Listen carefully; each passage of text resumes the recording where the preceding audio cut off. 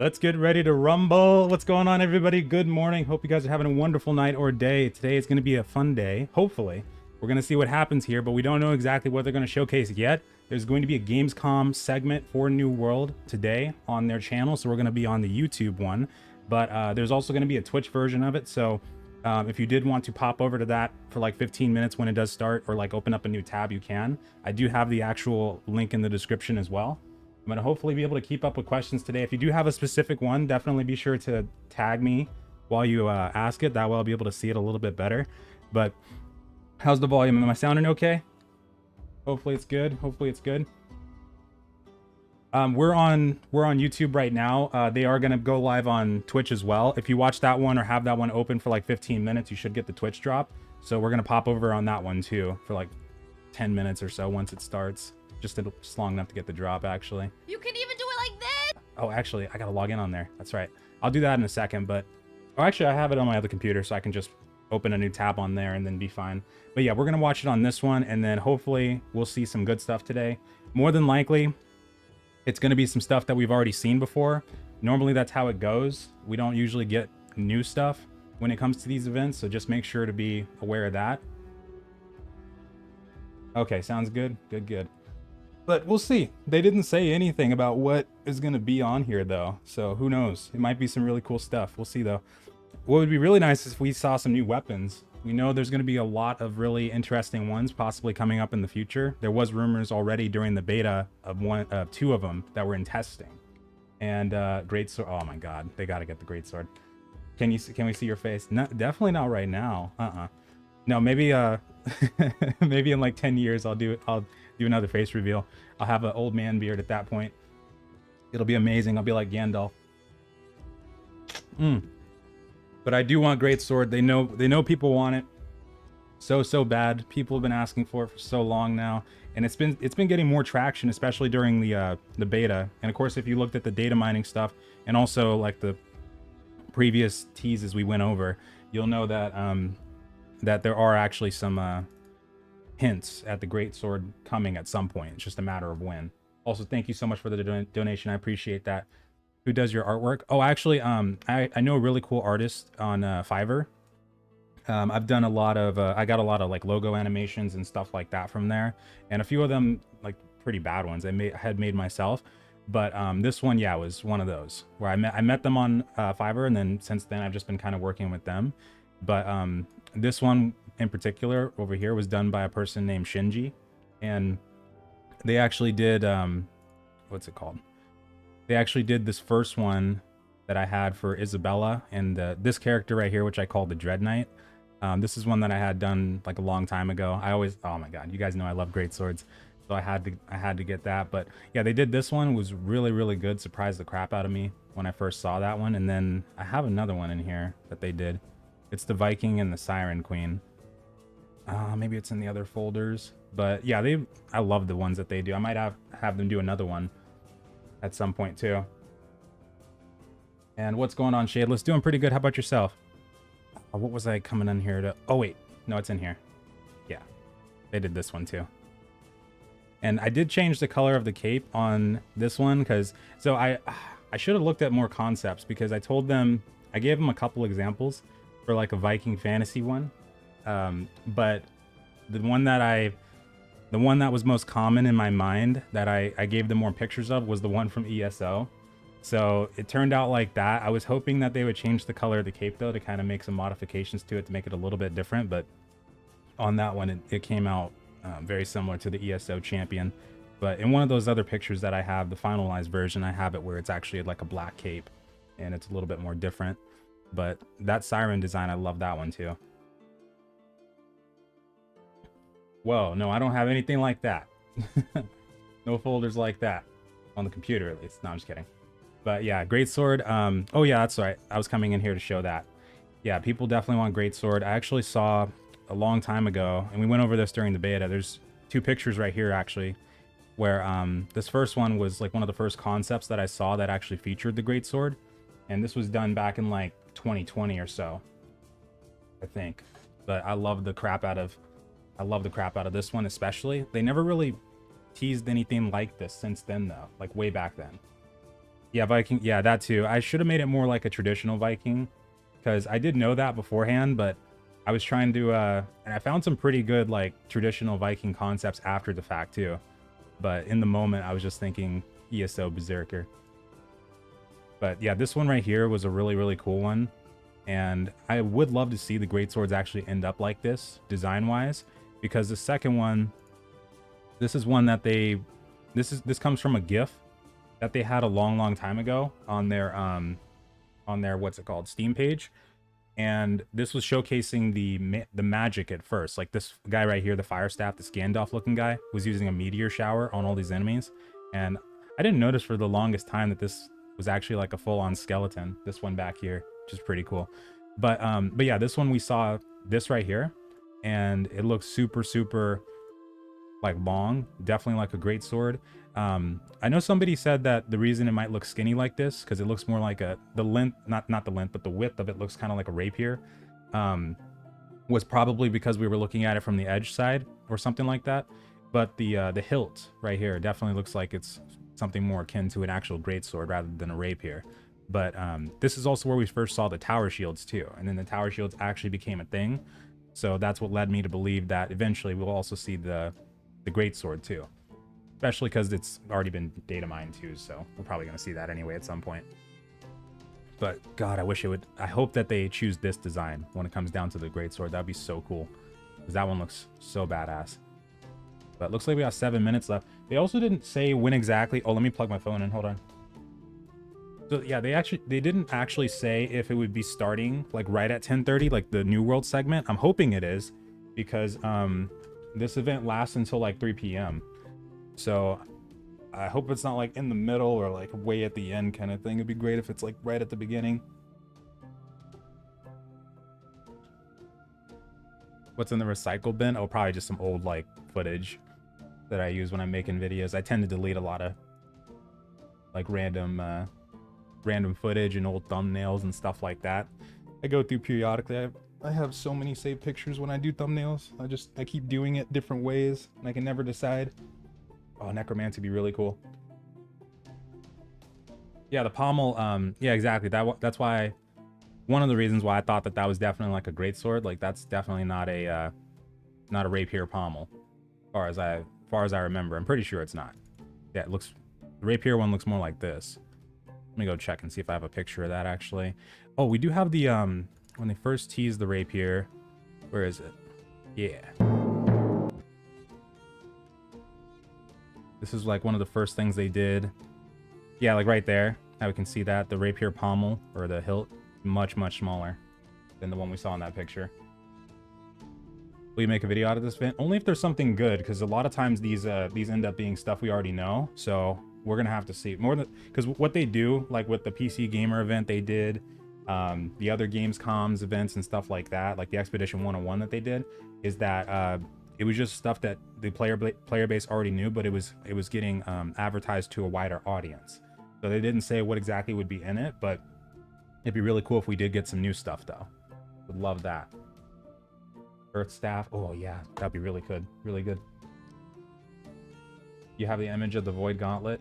Well, I've seen them. I've seen what they look like. I didn't really save all that data mine stuff though. I wasn't intending to really like cover that at all, because I know in the past they said that they didn't really like the idea of data mining stuff, but then when everybody started doing it, I guess that kind of changed a bit. But no, I don't have it saved though. But I have the list of like upcoming weapons, or more than likely upcoming weapons that we'll be seeing. But I'm really curious to see what happens there. And of course, the Void Gauntlet was one of the ones that was rumored to be in testing during the beta. Not an R testing thing, but in a different one, along with one other weapon too. What's the New World Showcase about? Yeah, we don't know just yet. But hold on, give me one sec.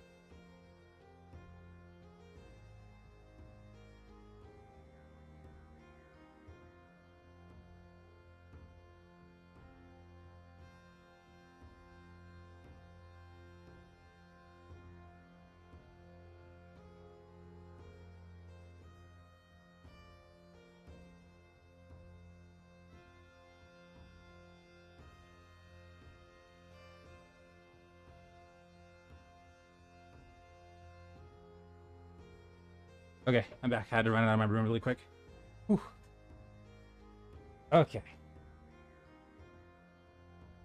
And yeah, that too. We're probably not going to get any new weapons at launch. And the one that was rumored, the two that were rumored to be testing are probably going to be ones that come like maybe 2-3 months after. But yeah, no, the other data mine ones, we have no idea when those are going to come out, or the, you know, the zones and stuff like that. One of the zones that was in there, and we talked about during the Q&A a while back, we know at least one more of those should be coming in like probably like 3 or 4 months after launch or so, within that time frame.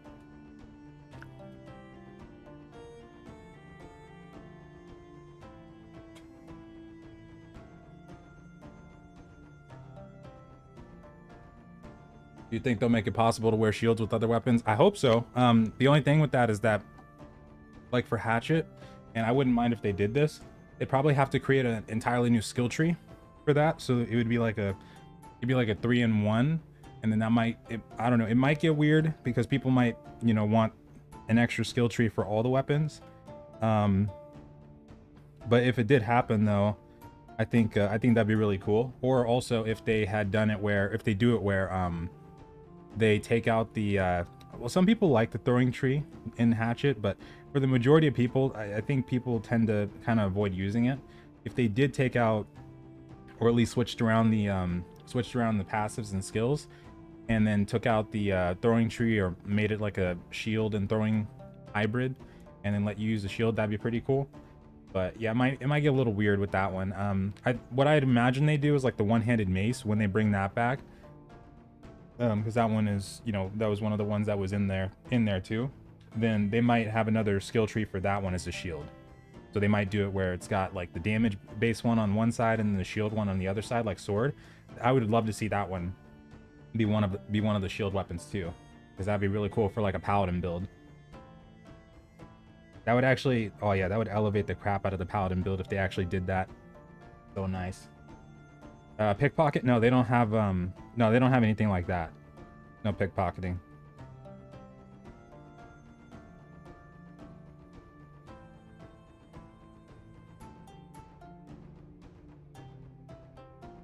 Why don't you want to watch from the Twitch link? Oh, I will on the other PC, but this one's a little bit easier for me to work with. But no, I'm gonna open it up on there too. I'm not logged in right now on Twitch on this one, so it'd be a little bit of a hassle. But I'll pop on it on the other computer, unless they start it like way earlier than this one. Let me check.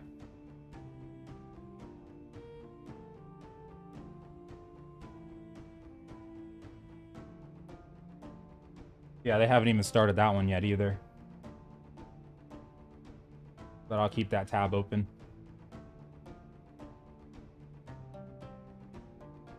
Looks like we didn't need to delay after all, release in one day. That'd be great. That'd be great. You can only dream of stuff like that. Oh, what was the other question? What weapons were rumored to be in testing? So I already said one. The other one, because I don't want to say too much, I'll just show a picture of it. Is I need to keep a picture of this one. I thought I did. Hold on. It's in here somewhere. Dang it. I'll just show you the footage that has it. This is old footage too, and they actually showcased this for the first time during this time period as well. Number 3, right?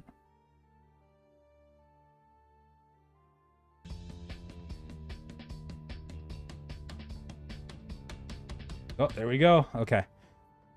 I gotta get another. Yep, there we go. So that one. That's the second one that was rumored to be testing. So yeah, like somebody said before, they did say that they weren't planning to launch with any new weapons, but during the beta phase, like towards the tail end, that's what I had heard, that there was another test going on. It's one of what they do sometimes, and this actually happened a while back. I think we can say this. It happened a while back during the alpha testing phase, but there was actually a secondary, and I wasn't in it, so I'm not. So yeah, I wasn't actually in it, but I heard about it, where they will take QA testers, like external QA testers, and test out certain aspects of the game before they even bring it to the alpha phases or before they even bring it to the public. And I heard there was one that happened for Outpost Rush, like way before it actually debuted. So I think it's another one of those.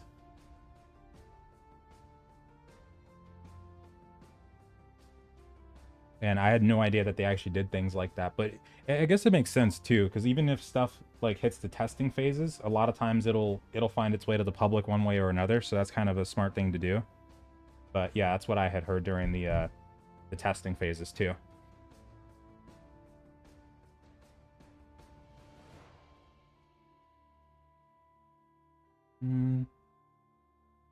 Okay. It's not live on the Twitch one either yet. How do we get this free skin again? Oh, so if you click on the link in the description, the Twitch link, and you just have that open in another tab for like 15 minutes, you should get the Twitch drop. Make sure you're logged into your Twitch account, and then I think you have to also link your you have to link something once you actually get the drop. It should pop up on there though once you qualify for it, and then that should be okay after that.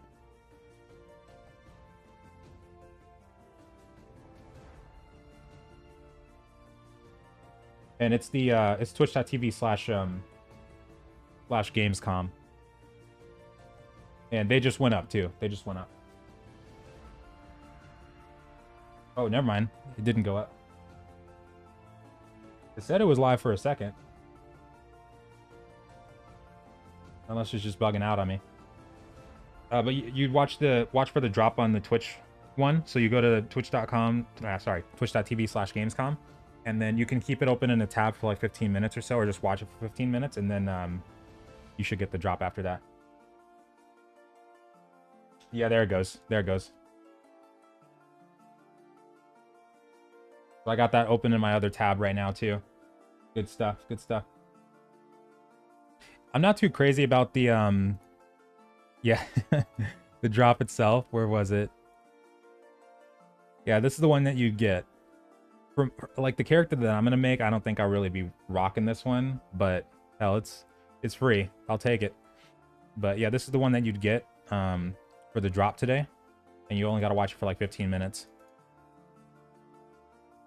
And then I hope they'll yeah, what they'll probably do like as soon as it starts is give us like a time frame on what's gonna be first up to bat. I'm hoping New World is like one of the first ones though.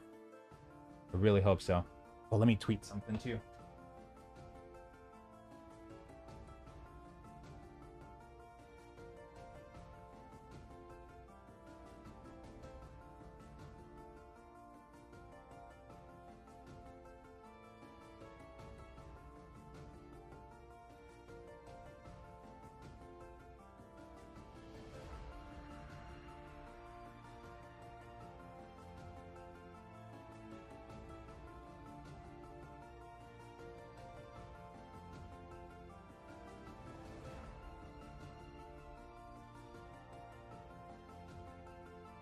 All right, sweet. We're all good now. How do you see the drop? Yeah, it should come as a let me refresh the page here.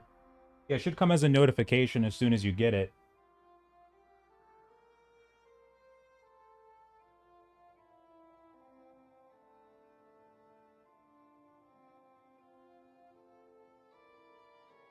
Okay, good stuff. Yeah, I saw that too. So it does say that on here.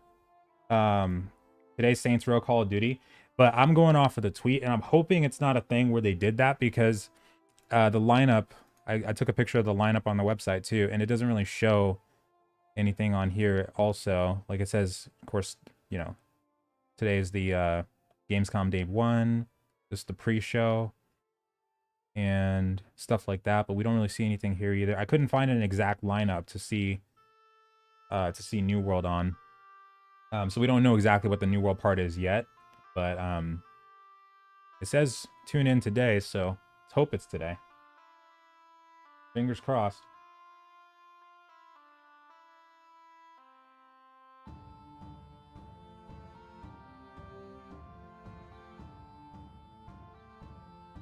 But in the meantime, let's see here. Play a little bit of gameplay footage while we're waiting. Oh, Mangled Heights was so fun to do. I can't wait till we get back in there and actually start playing through like all the different locations you can fight or field bosses in, and what's it called, getting chests from, because there's this one down in Ebonscale Reach in the southwest corner that has some really high level, really powerful mobs in it, and I think that one's going to be like one of the best places we'll be able to get some loot. I'm hoping so. Like, I think they got a lot of chests over there, a lot of elite mobs, just from the looks of it. Some of the stuff I can't show because yeah. But I'm excited to see what happens there. I really hope that they do expand on the open world side too. Some more. Oh yeah, and that's right. Some people on Twitch are also getting the drop too on their channel.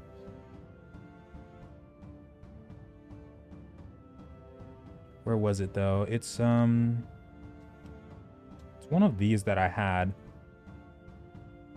in here where we went to that palace in the southwestern corner, and there was some really, really powerful mobs over there.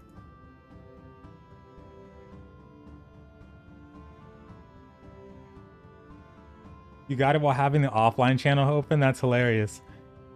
So you already got the drop? That's cool. Wait, hold on.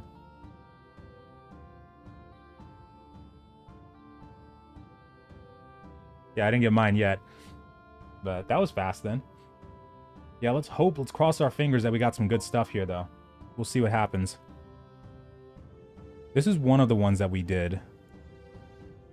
And I was like level 40. Yeah, I was level 49 during this one, but this is like a level 60, 65 plus mob, I think. And there's like one chest in there. This is also near the entrance of Dynasty Shipyard over here. But what's interesting, and they also have this bear over here too. They have Dynasty Shipyard, which is like level 40, whatever it was. I think it was 40, and that was it 45 or 50, something like that. I forgot. And then they also have this area in between that's filled with like level 60 mobs. So if you're not high enough level, you might have a lot of stuff to deal with over there. Was it 45? It was 55. I'm sorry, 55, and then in between that it was 60 and 65. I got that mixed up with Depths. Yeah, Depths is the one. Where was it? It was where we died, actually. Yeah, it was this area over here. So we were like just north of where Dynasty Shipyard was. And then I had never actually been over here before, but there's this huge area over here that has a lot of different elite mobs. We died pretty quickly over here, but I'm pretty sure there's got to be some good stuff in there. I see one chest right over there in the background, and then you got all these different badass looking elites. That guy right there should be a unique named elite as well. But let's go ahead and close this real quick. Let's see what we got here.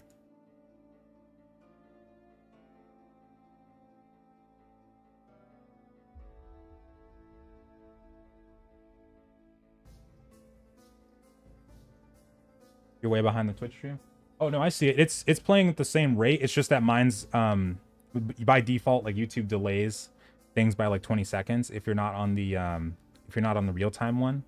I think I might be on the real-time one actually. I have to go double check again. But no, it's like delays by default by like 20 seconds. But it's going at the same pace. I can see it on my other screen. And yeah, the bears were bugging out constantly during the beta. That was really funny. Go ahead and mute the music real quick. Ready? The classic 3-on-3 team battle system returns. Which one is this? Wait, this fighting game looks so familiar. And excitement. The most comprehensive battle system in KOF history is here. How's the volume on the sound? I just want to test it out real quick. 15. Releases February 17th, 2022. That's a good announcer. That's the energy. Like I knew coming into this pre-show that it would be okay if I'm coming in with low-key vibes, because that guy would set the tone. He would bring the energy. KOF 15, you know, just AOF. Ooh. we need him. Opening night live. Damn, I haven't played that one before, but it looks nice. You know, If you're just joining us, this is the Gamescom Opening Night Live 2021 pre-show. Good now. We're Okay, just good. Yeah, I giving muted you it for a second because I trailers wanted leading to up I wanted to the keep it proper muted show. until we got to The cool the joke actual has New World become that segment. this pre-show It looks like we're not gonna see the actual lineup for a couple minutes here. It starts in like 20 minutes, so we'll just kind of talk in the meantime. But yeah, once we actually see the lineup, hopefully New World is one of the first ones. Barely here. Okay, I'm gonna turn it up again. Once we actually get back to, once we get to the New World part, I'll turn it up all the way just to make sure.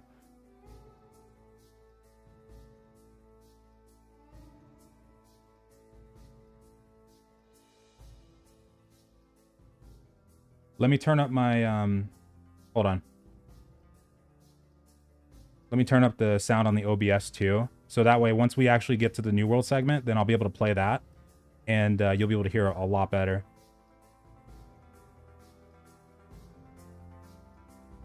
All right, we're good. They haven't shown, because I looked away for a second, they haven't shown the lineup yet, right? The schedule?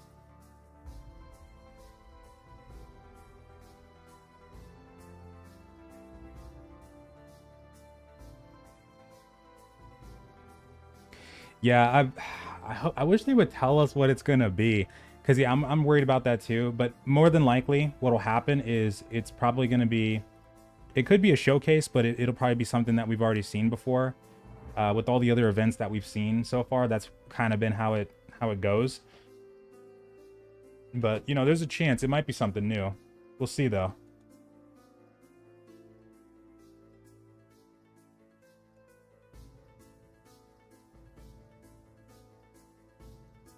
You guys said they're spamming New World in there. I think I saw that a little bit earlier out of the edge of the screen.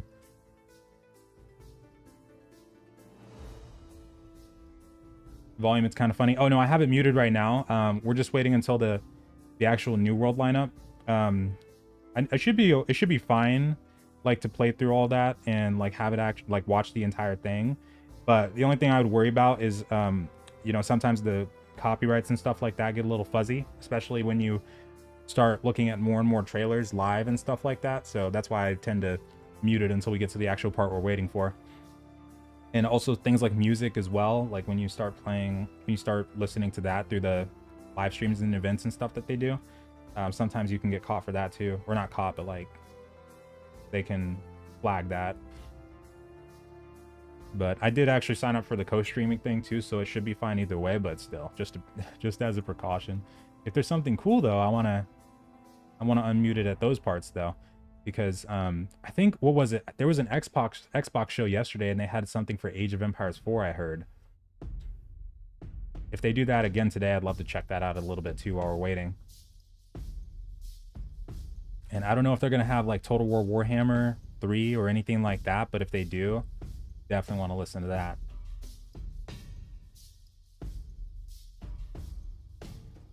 Skip Bus Simulator. Oh, some of the simulator games I've actually wanted to try out a little bit. Like I think they have one for Farming Simulator. That sounds like it could be pretty fun. New World Con. I don't think we'd see anything like that for a while, if it did happen.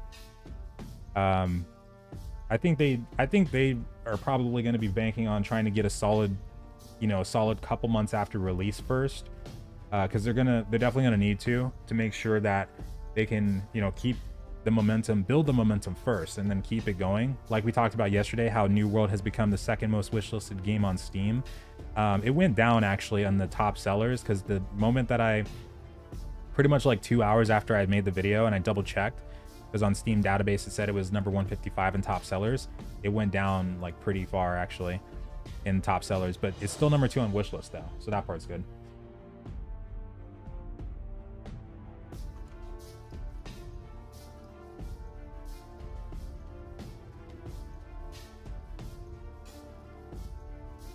Ooh, wait a minute. Hold on.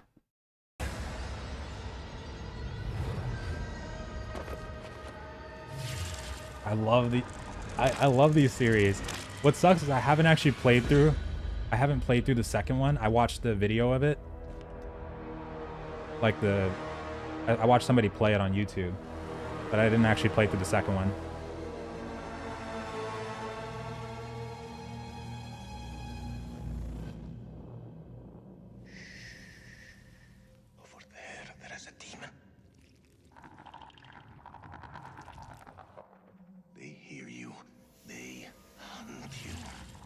Oh, hell no. Get through this, but only together.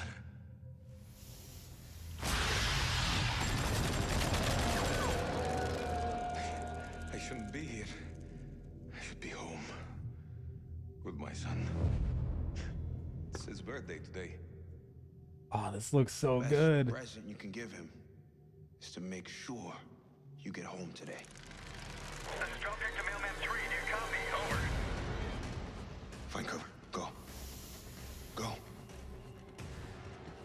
I'm just ahead. Over. Sergeant K, you alright? Refresh your page, Daniel. It started on Twitch.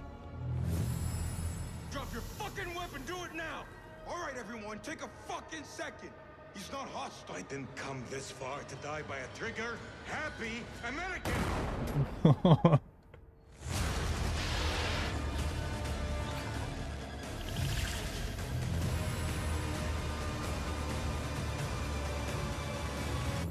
House of Ashes, that's the one they're calling this one. Yeah, I love the Dark Pictures ones. Hell yeah. And I know this time, I think they talked about how this one is actually going to be real, because the, past two were like, what was it? What's the right word for it? Like a hallucination. So I'm hoping that's the case. I'm actually going to play through this one though. I didn't play the second one, but this time around, I'm definitely going to play through that one. That looks so fun. But oh, there was another question. What's your favorite Mexican food? I don't eat Taco Bell anymore. I used to, but then one day, and I don't recommend this ever, I put a chalupa in the fridge because I wasn't hungry when I went to get Taco Bell, and I microwaved it a couple hours later. It was the worst thing ever. Don't ever do that. Firstly, if you get it, you got to eat it right then and there, and then secondly, just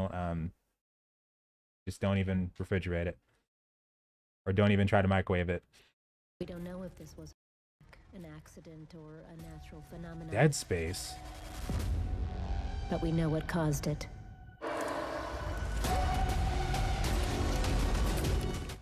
Talk about, yeah, honestly, I feel like real Mexican food is way better. Like stuff that's not really made in Taco Bell. There's actually this bistro, this really good oh wait, no, I'm thinking of Italian actually, but still, there's this really cool Italian bistro down the street that I like to order from. And now, a moment no one was waiting for. Kyle's top 10 reasons to look forward to Gamescom Opening Night Live 2021. Number 10, getting... Okay. We're still waiting on the lineup. It should be New World. That's what the tweet said as well, so tune in today. We're not exactly sure what time it's going to start at, though. But it's probably going to be one of the first ones, though, hopefully. Yeah, we should be seeing some New World today.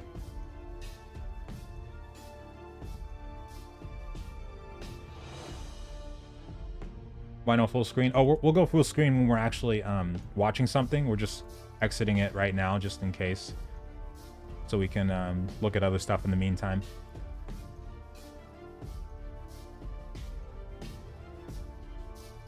Yeah, I wish they told us what... Oh, man. I wish they told us what was actually going to be in the showcase today, and then also exactly what time it was going to be.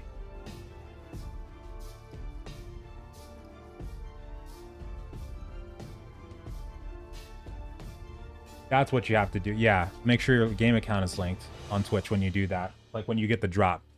Because it should... I think it should allow you to get the drop before... what's it called? Before you even need to link your game account. Like I think you can get it and then go in and link your game account. But I would link the game account just in case. Taco. No, yeah, only reason I mentioned Taco Bell is because they said right after that their favorite was Taco Bell. Mine's definitely when it comes to Mexican food, I do not go to Taco Bell. I haven't had it in years.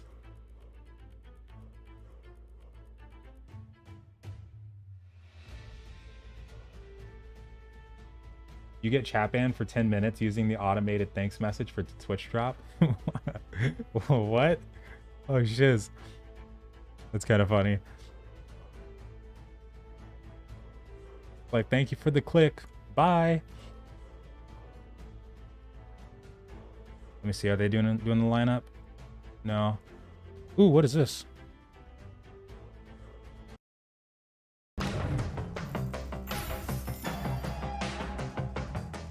Oh.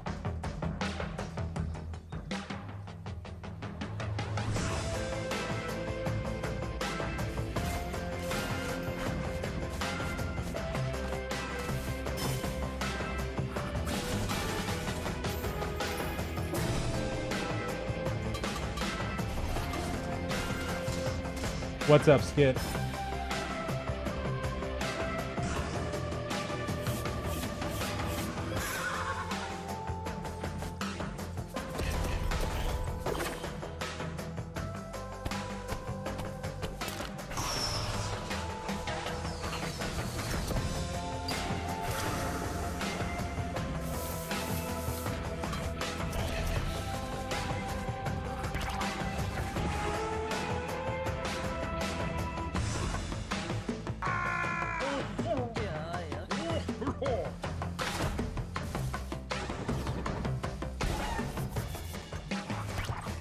Okay. I thought that was like a Stardew Valley type of game for a second. It totally reminded me of it. The first couple like frames of it reminded me of that. But you guys already got the skin? Oh yeah, I gotta check my drops and see if I got it already too. We're starting in 7 minutes though, so hopefully they should show us the lineup like right away. And you aren't nervous, are you? Expecting something bad? Well, with these events, I tend to lower my expectations now because it's been the case where it's just been something we've already seen before, but it's just showcased to a wider audience. So the fact that they haven't told us what it is and based on previous things, that's kind of what I'm expecting. So I'm hopeful though that we might get something new, but overall I'm thinking it's probably going to be something like maybe a short trailer or something like that. Just trying to be proactive this time because I know the past before the last time, the past 2 events before the last time, we were kind of hopeful for something new, and that ended up not being the case.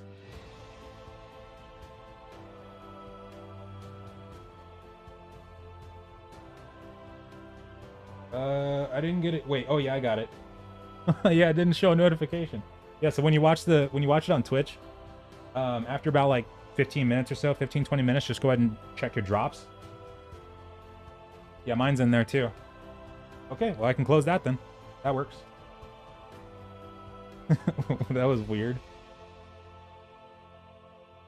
What skin are they dropping? Oh, this one right here on this picture, the Verdant Trapper. That'll be the one. I'm probably not going to use that one, but you know, might as well start collecting skins now. You know, maybe in like 2 years or so when. Because that's what I'm assuming they're gonna do with the cash shop ones too. Like we saw a little bit of that during the beta where we had you know, them rotating out and whatever, and they're probably gonna take out the rainbow. They're probably gonna take out the rainbow lion skin, hopefully, because I know that one was not skin but like housing pet. That one was pretty bad in terms of controversy. But for the outfits, that's what I'm thinking they might do from the looks of it. They might rotate them in and out. I don't know if they're gonna do it where like, you know, they wait like a year before bringing an outfit back or not, or they just put it out once and then that's it for a while.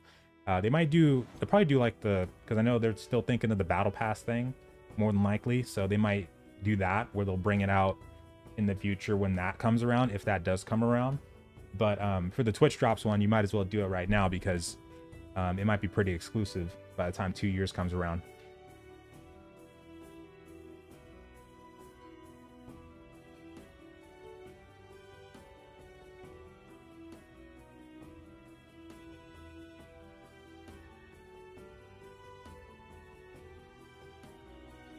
Four minutes left. You got yours? Hell yeah. Yeah, let me double check and make sure that it's in there. Oh, and yeah, to link I can't remember how we linked somebody asked about that, how we linked our game accounts. Mine's linked right now. I did it during the beta. I can't remember what it asked for. It was either oh, I think I remember what we did. I think we had to go in the client. Wait, did we? No, I don't think we had to do it for the client. I can't remember because there was an actual interface in the in the main menu for New World where you could connect your Twitch account through there. I can't remember if that's what we had to do or if we just had to link our Steam. But it should tell you in there once you actually get to the drop and try to claim it. But yeah, the Battle Pass, that was something that we found out about during the whole Cash Shop controversy that happened. And that's more than likely... I think that's the one that people had less of an issue with compared to the other stuff that was talked about during that time. Because initially, what they were talking about is like quality of life boosts, like trade skill XP, character level XP, stuff like that. But the character level XP would be more rested XP, so it wouldn't be like a full-on like 10%, 20% experience boost to everything you do. It would have been where they would give you like a boost on your rested XP, and then you'd still have to do the content and stuff like that to actually, you know, get the bonus. But right now that might not be in the cards because they got a lot of feedback on that during that time, and they know a lot now what people would be okay with seeing in the cash shop and everything, what people wouldn't be okay with seeing. So hopefully they'll take that into account. The Golden Rage apparel skin, that one was pretty sure that was a Twitch drop during the beta.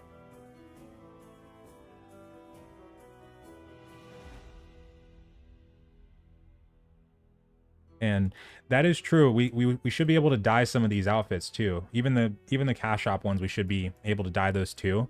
So for this one, I didn't really think about that, but I'd have to see how it looks on the male character too. I probably wouldn't mess with the helmet too much, but depending on how it looks with the chest piece on a male character, I could see that being pretty cool with a dye. You get make that, you know, skin up there into like a jaguar skin, like a, you know, or panther, like dye it gray or blackish. That might be pretty cool. Change that stuff around a little bit. Okay, 2 minutes. Thank you so much, Skits. Holy crap.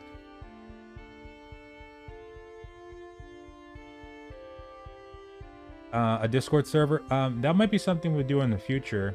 Right now, I've just been not really looking into that because of how much time it took last time, and we didn't really use it that much. But in the future, I might open up another one though. Because last time, the moderators that I had, a lot of them weren't able to really spend time moderating it anymore, and I was horrible with checking that.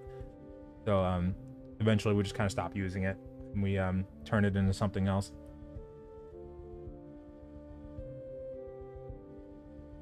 Downfall. And yeah, as soon as we get to the New World portion, we're gonna go full screen again. It should be starting officially in like 2 minutes. So let's see if they're gonna do the lineup. Yeah, I'm pretty sure you can dye the ones from the drops too, because you can dye the cash shop ones, you can dye the regular outfits. So I feel like the drop one should be dyeable too.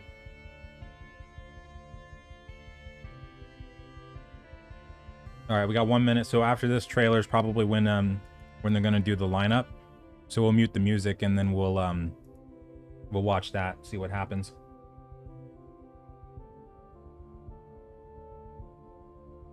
And yeah, what happens is when you craft a dye, it's gonna go into your dye menu, like when you use it, or yeah, because it should go into it should be usable as a dye from that point on. And then when you dye a piece with that color, then yeah, it's a one-time use.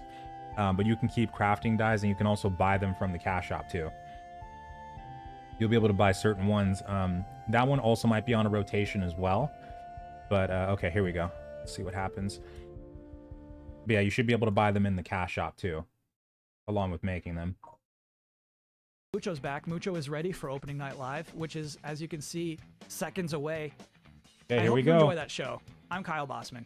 Thanks for watching. Thank you so much, Fox. Great skill XP. Yeah, hopefully that one does not pop up at all. Hello, everyone around the world. I'm Jeff Keighley, and welcome to Gamescom Opening Night Live. Does it sound okay as well? Games and a sneak preview of what lies beyond. Over the next 2 hours, we're going to announce new games, show you the first full gameplay demo of Call of Duty Vanguard alongside star Laura Bailey, get the first new look in a year at LEGO Star Wars The Skywalker Saga, get an update on Death Stranding Director's Cut for PlayStation 5, and debut the story trailer for Far Cry 6. Plus, we're going to find out who's in that Super Monkey Ball and so much more we can't tell you about just yet. Plus, the multi-talented Lindsay Sterling will join us to perform one of the themes from Bandai Namco's upcoming Tales of Arise. Now, all told, more than 40 games will be showcased, from the biggest ones in the world to smaller independent titles, including one game made by a single developer. I love putting together these shows, and I hope more than anything, you walk away excited about the future of games, no matter where or how you play. I turned it up a bit. Before we start, I just want to give a special hello to everyone in Germany, the home of Gamescom. We really hope to see you in person in 2022. But now it's time to get on with the show. And we're starting with the global announcement of a new game. Okay, I hope they give us the schedule.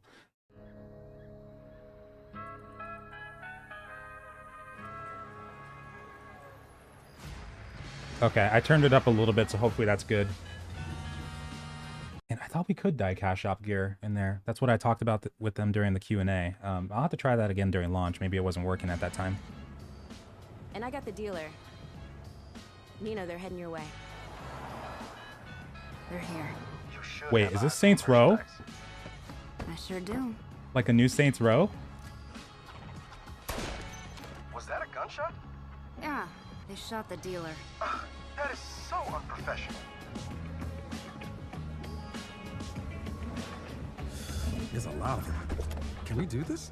We can't afford not to. Nina, you good? Yeah, let's do it. Great. Whenever you're ready, Kevin. What are you guys thinking for dinner tonight? How about my world famous chili con carne?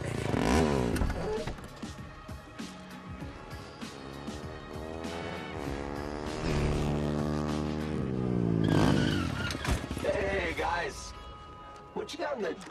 Oh, stolen Marshall MDI-101 M9 multi. Hold on, let me go back full screen. Nice. My buddies and I have been looking all over town for those. There we go. Have you been hoarding? See, we need them for our startup. It's a criminal empire kind of. Go!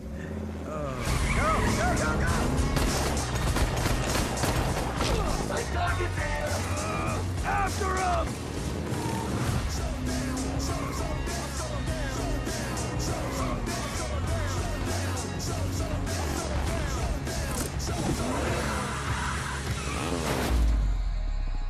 Okay, that's sick. Okay.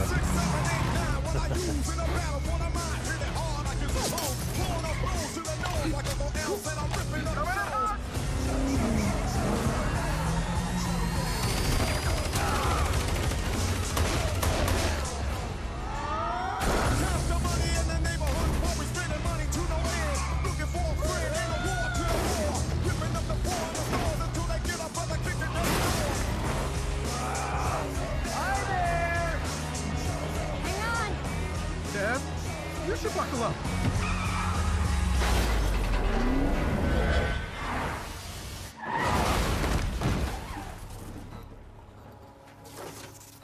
I was gonna say, how did he even survive that first hit when that guy was riding the bike in between them? I felt like he should have like died right there. Kevin. No, they haven't shown the New World stuff yet though. Come on! Hey, asshole! Get the fuck away from my friends.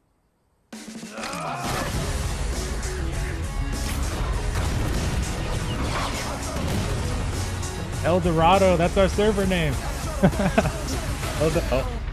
El Dorado. Is this a remaster? Oh man, I love Saints Row. Oh, that looks new. Okay. That's interesting. That's really interesting. There you go, the next Saints Row. And joining me now is one of the stars of Saints Row, Bryce Charles. Bryce, welcome to Opening Night Live. Thanks for having me. This is an exciting announcement. We just want to know, what can you tell us about the new Saints Row? We see you there behind us, right? Your character. Yes. Well, before I get into all that, I have to say I am just so excited to be here, and I am incredibly proud and honored to be a part of this game and to work with the Volition team. And speaking of Volition, and getting back to your question, I can tell you that Volition took a really fresh approach to Saints Row this time around. I think it's evident by that awesome trailer that they went back to the drawing board and essentially created everything from scratch. We got new characters, new city. Oh yeah, new they did say games new to game. take on the whole deal. So I play the boss. That's the character that the player becomes. And the boss, along with their 3 friends, Nina, Kevin, and Eli, the whole group right there, they go on this wild ride to create their own criminal empire, to be self-made. That's their whole mantra, right? Basically, it's all about earning your own success. Okay. You mentioned I think the trailer might end up being better than the actual, or sorry, yeah. That's kind of how it goes with a lot of these games where the trailer looks a lot better than the gameplay. I think you'd have to see some gameplay to know for sure on that one. But Saints Row was pretty cool though. Saints Row, what was my favorite? I did enjoy Saints Row 4, but I know 3 was amazing. And I think I played 2, and I think a lot of people like that one as well. But so yeah, right now we don't exactly know when. Let me see if I can check their Twitter really quick. We don't exactly know when the New World stuff is going to happen. That's what I noticed too when I first came to this page yesterday, is that, yeah, it said Saints Row, Call of Duty, and then it didn't say anything about New World here. But then the tweet actually said that we should tune in tomorrow, so today at 10:30 a.m., but they didn't say an exact time for when it would show New World stuff either on here. So right now we're waiting for the lineup. We don't exactly know when New World's gonna happen, but I'm hoping that they'll show a schedule, because sometimes during these events that's what they'll do, but I don't know right now.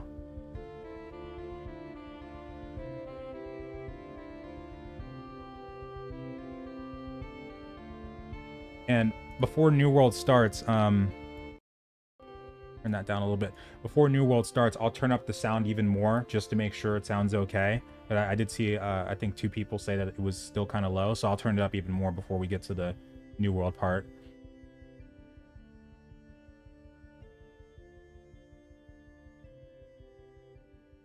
Oh, okay, so they're actually showing gameplay too.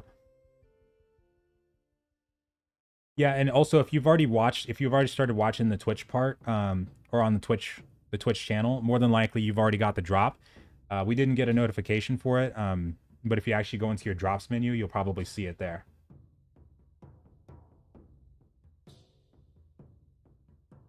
Surprised with new announcement? Yeah. True. Oh, Marvel's Avengers? Oh, God. That would be the worst troll ever if it was just for the skin and that's it. And they don't even show it. But no, it seems like they'll probably have something. Maybe a trailer. That would be so... Oh, man. They totally can't do... They cannot do things like that if that was the case.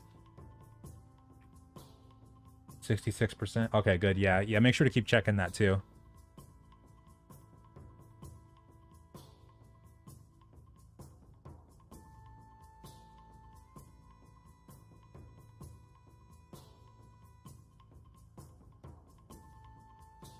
Let me check out that tweet again.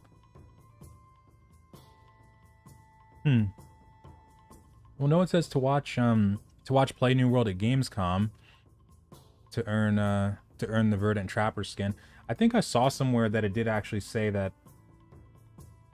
Oh, man, I can't remember where it was, but I think I saw somewhere that it did say that it would actually be a part of the event, not in the scheduled lineup, but they were going. I think it was in one of the articles where they were going over.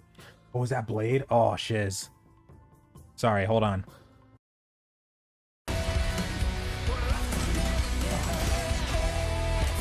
I saw Blade.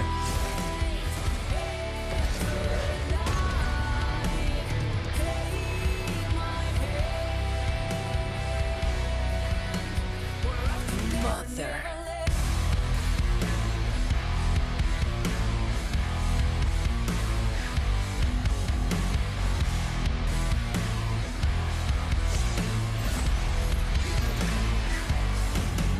Blade! Blade! Oh my god! What is this?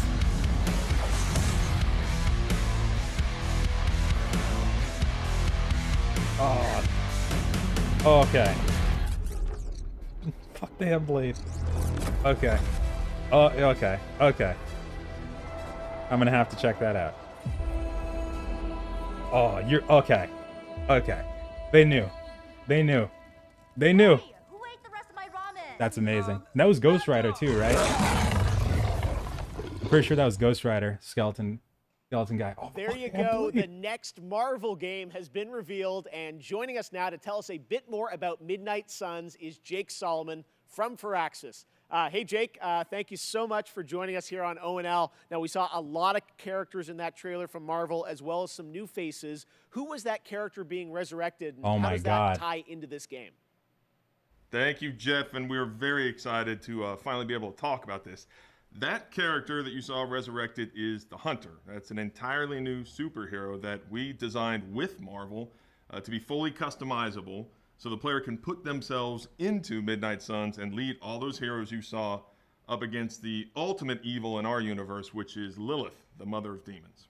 They I got my love you attention made with a this. new They got my superhero. attention. Now, many fans are familiar with your work on the XCOM franchise, so I'm curious. Everyone wants to know, what's the style of gameplay? What kind of game is this? Oh, that's who they are. Midnight Suns is a tactics RPG, so you're not just fighting alongside all these legends of the Marvel Universe that we all know and love, but you're actually living alongside them. And the relationships that you form with those heroes, the heroes of your choice, are as important as the items and the abilities that you bring into combat. And we are really excited to show gameplay on September 1st, with the game coming out March 2022. All right, I love we get to see more soon. Jake, thank you so much for joining us today. Well, thank you, Jeff, for having us on Opening Night Live. To hear more from Jake, check out IGN's post-show, Oh, hell yeah. the gameplay reveal on September 1st. Now, last week, Call of Duty Vanguard was announced for release on November 5th. And this weekend, the PlayStation Alpha will be live with the Champion Hill mode. But now it's time to get the first ever look at the campaign in action. And to do that, we are joined. Oh, okay. Call of Duty. Oh man. No, okay, so yeah, that's what I remember them from then.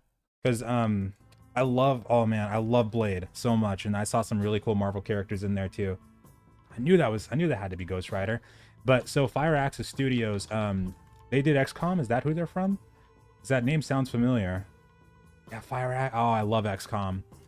So I didn't hear if that was how the gameplay was gonna be, but even if it is though, I kind of want to check that one out too when it comes out. That sounds pretty fun. I thought for a second that all the reviews were negative on XCOM 2. I wonder what happened there. Is this DLC? Oh yeah, this is DLC. Okay. But yeah, XCOM was so fun. I love those kinds of strategy games, even the 4K ones like Fallen Enchantress, Civilization. What's some other examples? Games like that I really enjoy too. Those are really fun. But yeah, no New World stuff yet. We're still waiting on that. I'm hoping that they'll give us like a schedule or something of that nature. I was gonna check their Twitter to see if there was any new information on this. Hold on.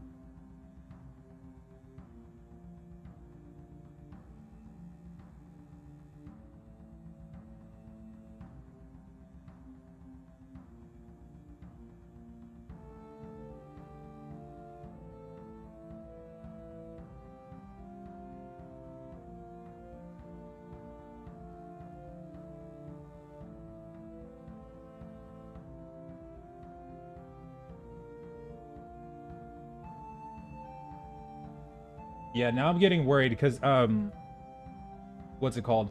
So yeah, I did see that on the tweet too, where because I know somebody said it a second ago, where it seems like it's more just like them advertising Gamescom and not really showing anything New World related, but also just giving out the skin for doing that. The only thing with that is why?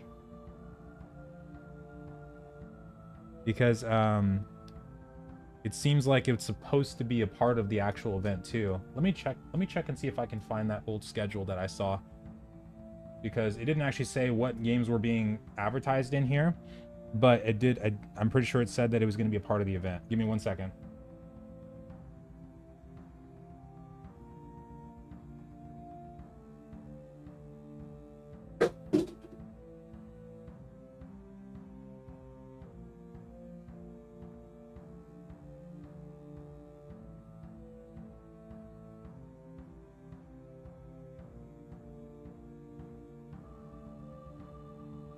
And yeah, it says to watch. That's what caught my eye first. It says to watch play New World. So that's immediately what made me think, okay, they're a part of the event. So if there is actually no segment in here, then oh my god.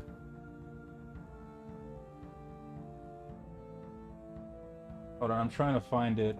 Let me see.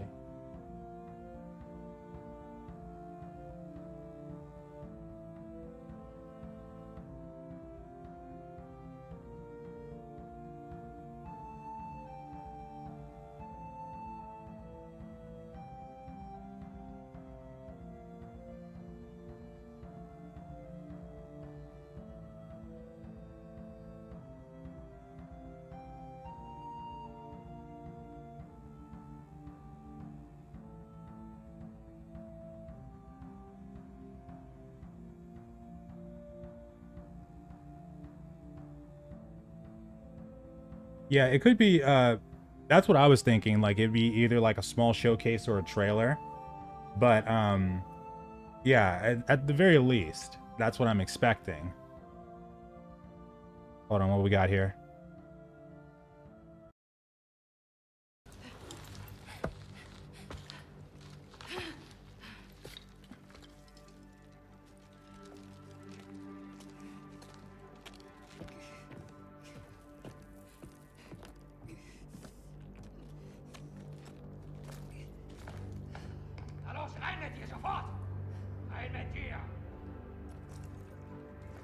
But yeah, I'm expecting it to be something that people have already seen before. Probably just something to showcase aspects of the game to a wider audience.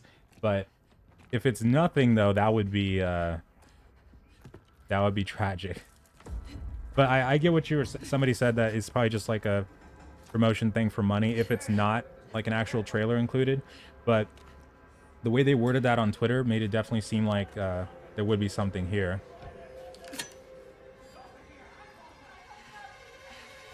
Oh, this reminds me of Dishonored.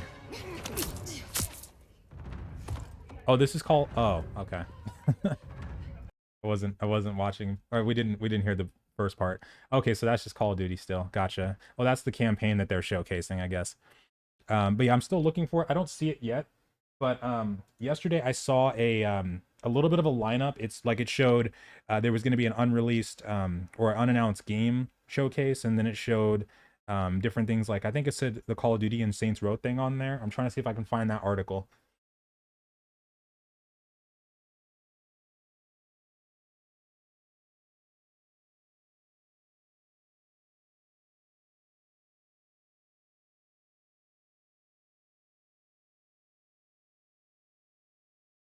Okay, yeah, it's the one that I got this one from. So it's the same article. This is the IGN article that I looked at, and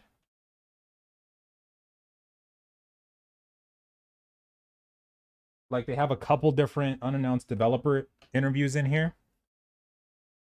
Those are for tomorrow though, but their tweet especially made me think that they would have something here for New World today, because we didn't get that much info past that. This one lasts until 3 p.m. though, the whole entire game event. So since Saints Row and Call of Duty were the first two in here, then maybe we'll get something right after, or at least some mention of it, but we'll see. Are watching for New World, so they might be last. Ooh. Oh, that'd be so dirty if they did that. But that would make sense too, I guess. But that's why I was wishing they would give us like a time frame on when it actually would be. But oh, that'd be so dirty if they did that, if it was last.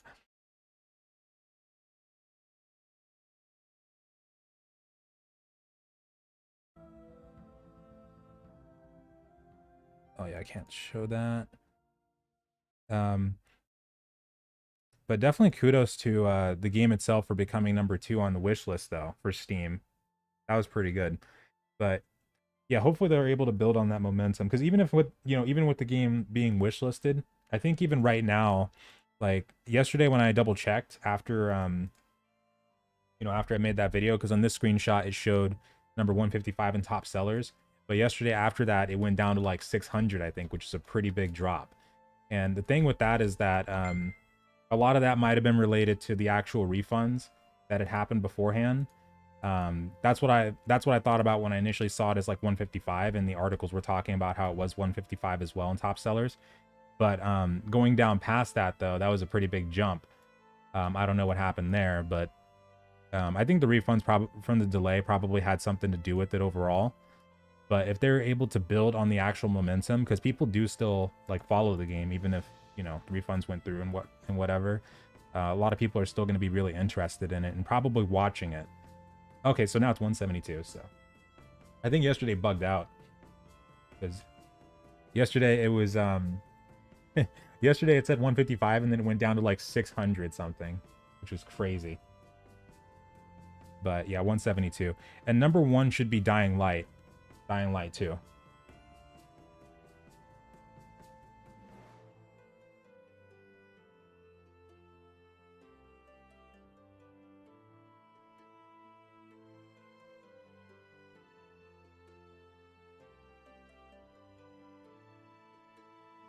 Yeah, Dying Light 2, which somebody asked if I like Dishonored. Yeah, I love Dishonored. Hell yeah.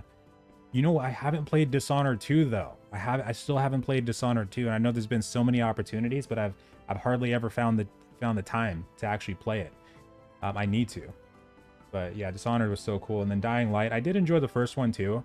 I know there was problems with it though. I can't remember what exactly all was wrong with it. I think it was either related to the story that people didn't like, or like the lack of content. It was one of those, but I love zombie games in general. Like, I know State of Decay 3 is going to be coming out. I played the crap out of 1 and 2. And I think all we got right now is just a trailer for State of Decay 3, and that's all we had. That happened a few months ago. And then the day before, I remember that game. I think people are kind of on the fence about that one because that's an actual zombie MMO. But I used to play a lot of zombie, like DayZ, Arma 2 DayZ, DayZ the standalone, and just like all kinds of survival sandbox games that included zombies. I used to play a crap ton of those.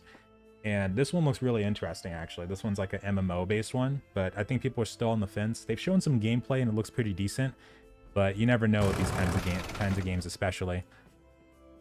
You never know how it's actually going to go. But I've got my eye on that one too, because I know New World will probably be like the main thing that I play. Hopefully they'll continue to capitalize on the potential of the game too, because I would love to play that just like all day, every day. But like as a secondary thing, this would definitely be one of the ones I would have as a second for sure. It looks pretty good. Oh, H1Z1 got 7 Days to Die was really fun. When I played that, I got super. Oh, let me go back to the Gamescom one. I don't want to miss anything. But I got super addicted to 7 Days to Die. The first time I played it, I spent like I think a week and a half or 2 weeks just building up this cabin that I found in the woods. I put like what could you do? You put like metal sheets, like you can build up metal sheets and stuff. So I barricaded the entire top floor. Like they had a patio, or not patio, but like a, what do you call that? Like a loft or something, where you can go outside on the second floor and you shoot from up there or whatever you want to do. But anyway, I barricaded that, and then I had like a bunch of traps all surrounding the cabin, and it was amazing. But one day the scariest thing ever, one of the most notorious player killers on the server came over to my house, and I didn't know it. All I heard, like I was inside my house checking something. I had a locker and I had all my stuff stashed inside the locker, so I was just looking at that, and then I just hear this explosion from outside, and I'm like, what the hell is that? And then I see the chat log, the guy died. So the most notorious player killer died, and I went outside and I was like, oh my god. I saw him from upstairs. I saw his body from upstairs. He came back, and in a very calm, monotone voice, he's like, yo, can I have my stuff back? And I was like, yes sir, you can. You want a drink too?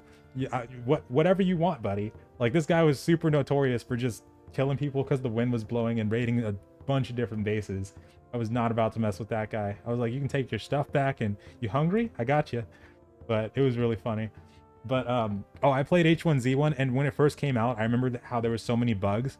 Like they had a thing where for the first like 24 hours or so, none of the loot was spawning, so everybody was just fighting over like sticks. All you could do is gather from stick bushes, and blueberries. So everybody was literally like crafting bows and just fist fighting and crap for berries. That's all we were doing for like the first 20 hours. It was hilarious. But that game was, oh man, that was an experience for sure. Hold on, I gotta text something. But yeah, I love zombie games. And oh, is 7 Days to Die still in alpha? Holy crap. But damn. That's a long time.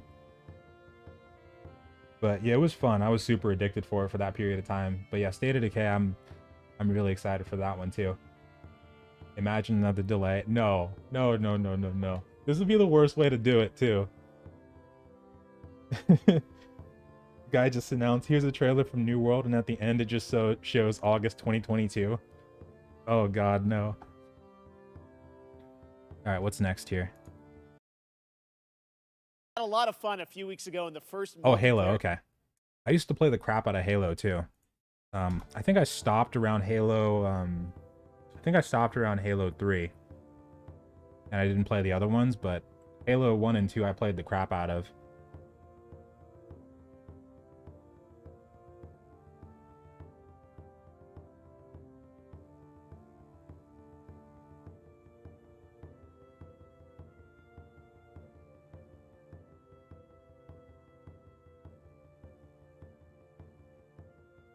Hold on, I'm just looking at something really quick. I'm trying to monitor their Twitter replies too, because I know sometimes they'll, you know, put a little bit of information out in the Twitter replies when people ask questions, but I haven't seen anything yet. 2024. Oh my god, no. Oh, that'd be the worst. But at least we got the Twitch drop. Wait, watch it. Oh, is that the theme? I heard it. The Halo theme. What is a Spartan?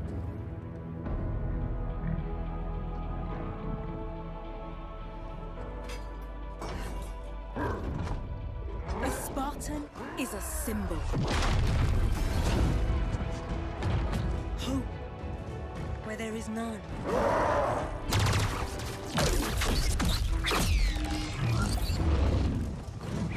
In times of darkness, we are hope.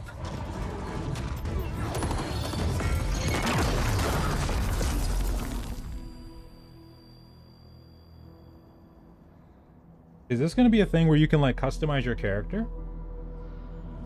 I don't know if that's already been a thing in previous Halo games or not, but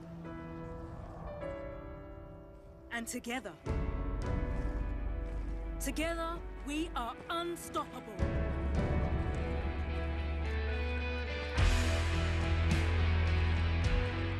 Candidates, are you ready? Yes, ma'am. I can't hear you. Ma'am, yes, ma'am. Again. Ma'am, yes, ma'am. Good. Who's first?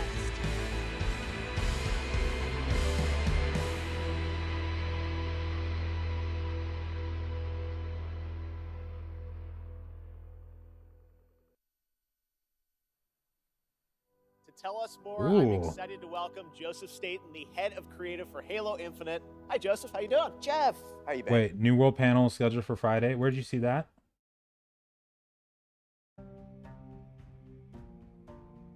New World hasn't happened yet, no.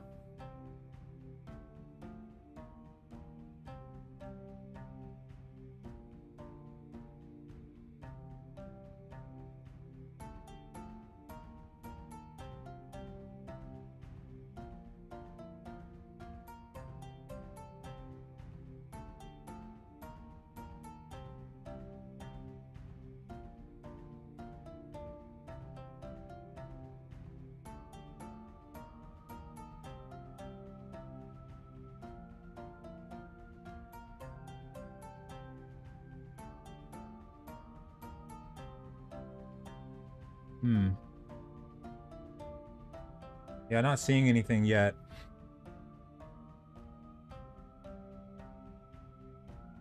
But, Dragon Age.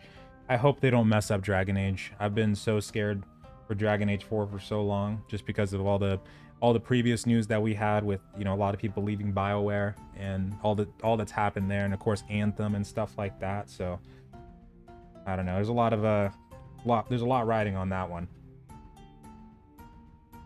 For the New World Twitch drop. Oh, it's in the description. You can watch any of the ones that have drops enabled, but all you do is you watch it for about 15 minutes and then you should get the drop after that. But right now we're waiting on the hopefully New World segment. There should be one, because the way that they worded their tweet especially made it seem like there was definitely going to be some sections for New World, or a section. It probably won't be anything major though. Like we were talking about, it's probably going to be something that is just a general showcase to the public that just kind of gives it a little bit more eyeballs, but that's about it.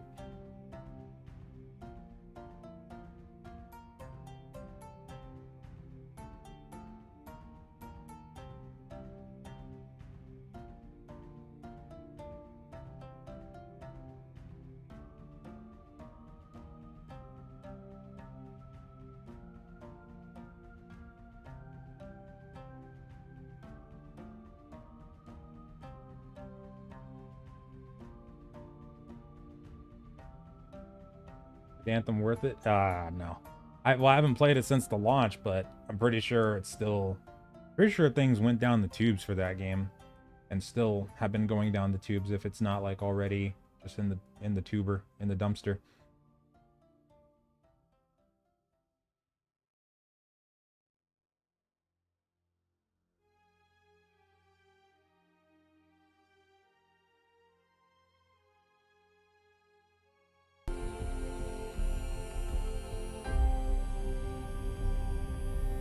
Oh, this is still Halo. Okay. Yeah, I would hope so. It definitely seems like... No, you're not late. We still haven't seen the New World stuff. Oh, I did see that too, that they retweeted it. I'm hopeful that they'll tell us if there's actually going to be a segment or when it's going to be, because all signs were kind of pointing that it would be.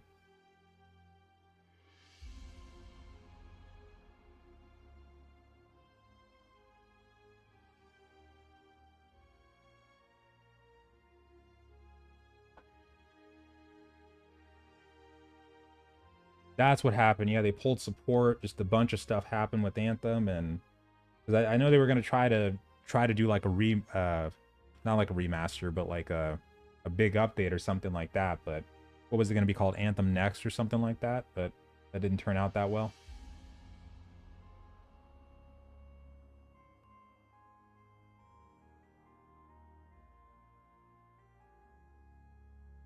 Massive Monster and Devolver Digital.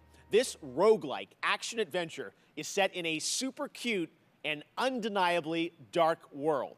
Coming next year, here is the exclusive reveal of Cult of the Lamb. Cult of the Lamb? Okay. Here, let me downsize this one a little bit so we can just keep it in the corner, make it a little bit easier. That way. And just do that.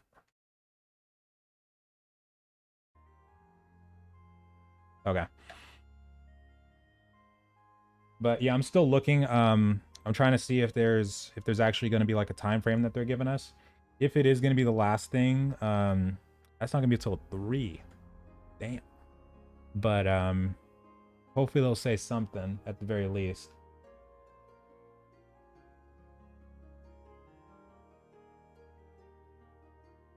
But yeah, on their Twitch replies, sorry, on the Twitch replies, I'm not seeing anything.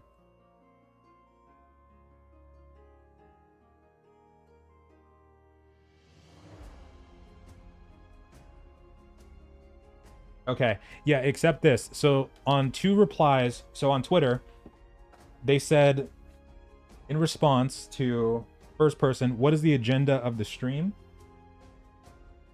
They replied and said, tune in to find out for sure. Let me go to the actual, go to Twitter real quick. Signed in on this one. Makes me sign in, doesn't it? Oh, no, it doesn't. Okay.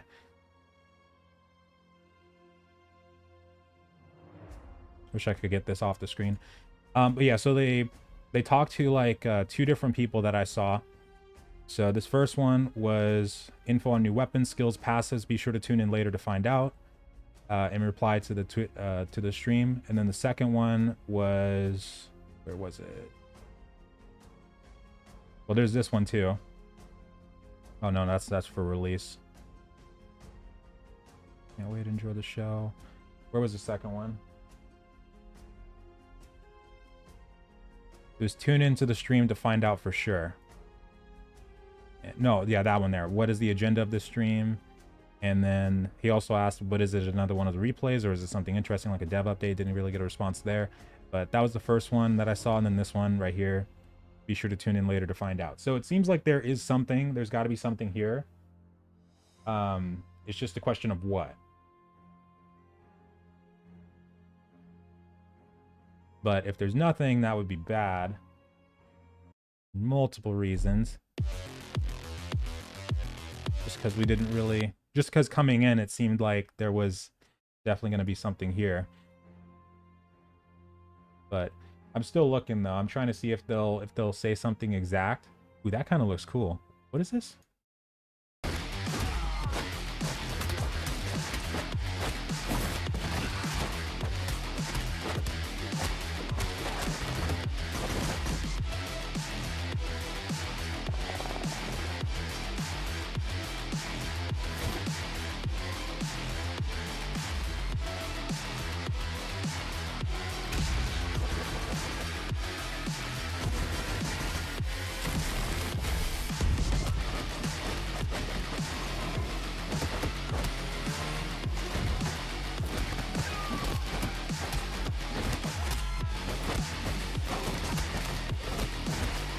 Damn.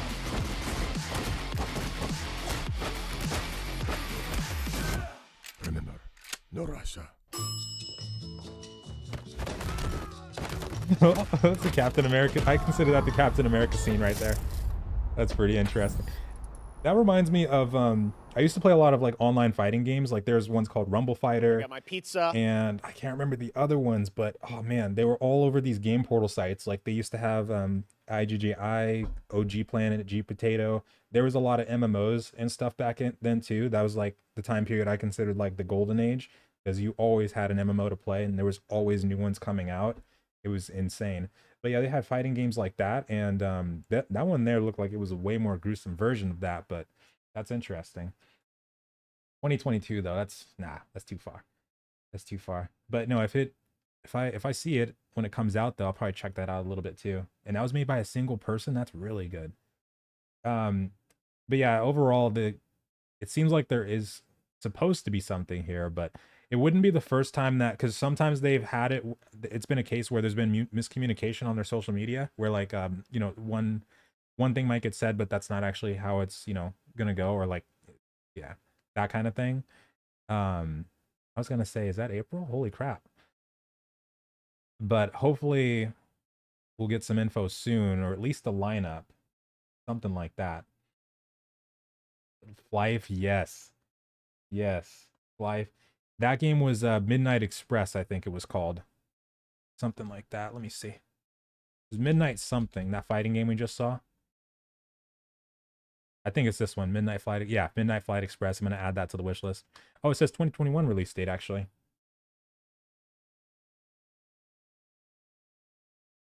Nice.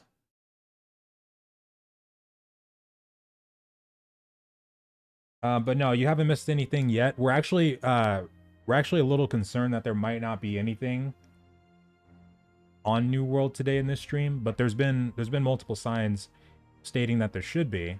Well, multiple signs hinting that there should be, like the first one being tune in tomorrow to watch Play New World at Gamescom opening night. And then also there's been some tweets that have been replied to where people were asking what's the agenda of the stream, and they would say things like tune in to find out. And then the second one was somebody asked info on new weapons, skills, passives, and they said be sure to tune in to find out for sure, kind of thing. But they haven't really said much more than that. So, but yeah, I get it if they're, you know, trying to get people to watch these new ones first, and then they're going to show something for New World after. More than likely, it's just going to be like a small trailer or something we've already seen. But we'll see what happens here, though. But hopefully it's something at the very least. Oh, Rapples. God, yeah, there were so many. Oh, Gunbound. Gunbound was a really unique one, in my opinion. I don't think a lot of people ended up playing Gunbound on IGGI. But that one was really cool. It was something where, like, how to describe it, because I don't think there's been a lot of games that have been like Gunbound, actually, because I played Guns the Duel on IGGI as well back then, and they even had like a karate base. They had like a Tekken kind of game, a Tekken or Mortal Kombat kind of game called Guanho. It was like an online fighting game that you could do. It was like not like an MMO, but it was a hub where you could go in and you fight people in 1v1s. I think there was 2v2s as well. That game got shut down like a couple months after it came out, though, but it was kind of fun, actually. Yeah, Gunbound was like you start on two sides of the map with your team, and then you can aim it's like a mech based game, and you can aim your shots like really strategically. Like you'd have sniper characters that could shoot you from halfway across the map, but you have to angle your shot precisely to actually get them. It's so hard to explain, but that was a really interesting game, though. I love that one. Tanks is very similar to, yeah, it was a very geometry based one too, exactly.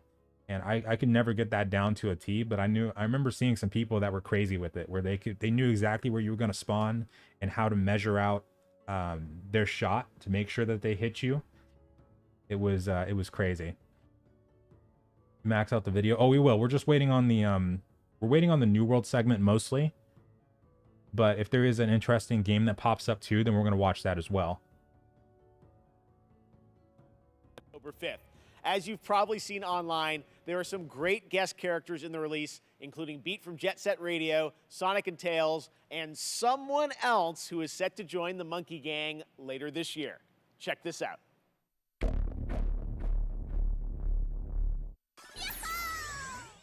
Oh, okay. Okay. But yeah, we're not sure exactly when New World's going to be right now. We're still waiting to see if they'll produce some kind of schedule or lineup. But the tweet itself said, you know, tune in at 10:30 tomorrow. So we're hoping that it's going to be earlier rather than later. But we'll see, though. We'll see what happens here. It would be nice to see a trailer of some new, like, weapons and maybe the new zone as well, if they were to do something like that. I don't know if they'll have something that... I don't know if they'll have something ready this soon. But at the very least, I wouldn't expect to see any new weapons before launch, because they did say beforehand that that we probably wouldn't see any weapons at launch, any new ones. But we'll see what happens there, though, because they'll probably do a lot of just bug fixing and stuff right now. And with the delay, like they said, they were mostly going to just do bug fixing and not really do anything with new content. Like they even said that it probably wouldn't have new content. So I'm not really expecting, like, you know, weapons or the actual zone, but maybe it's possible that they could do a trailer for it, because we actually did see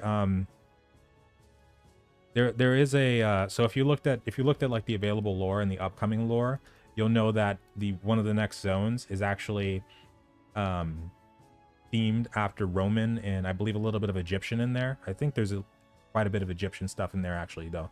But Roman is one of the main themes of it. And in one of the videos that they did, the trailer, where is it? It is this one. They did this trailer. There's a section in here where we actually see Roman NPCs inside of a city. And this settlement, from what I was reading in the lore, is more than likely going to be the settlement in that new zone, what we saw in this trailer. I know I have a picture saved of it, though. I can't find it. Here, let me watch the whole thing, and then we'll just stop where it pops up. And then we still got this in the back. Oh, Splitgate. I think somebody wanted me to watch that one too.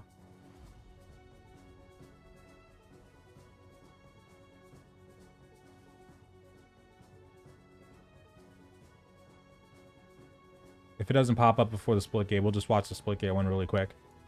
All right, hold on.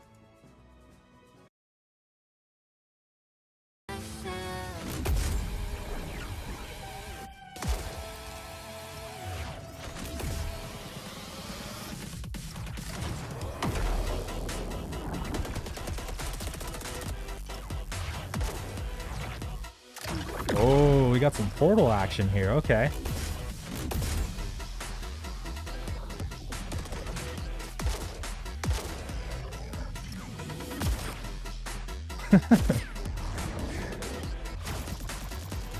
Oh man, I haven't played FPS games in so long.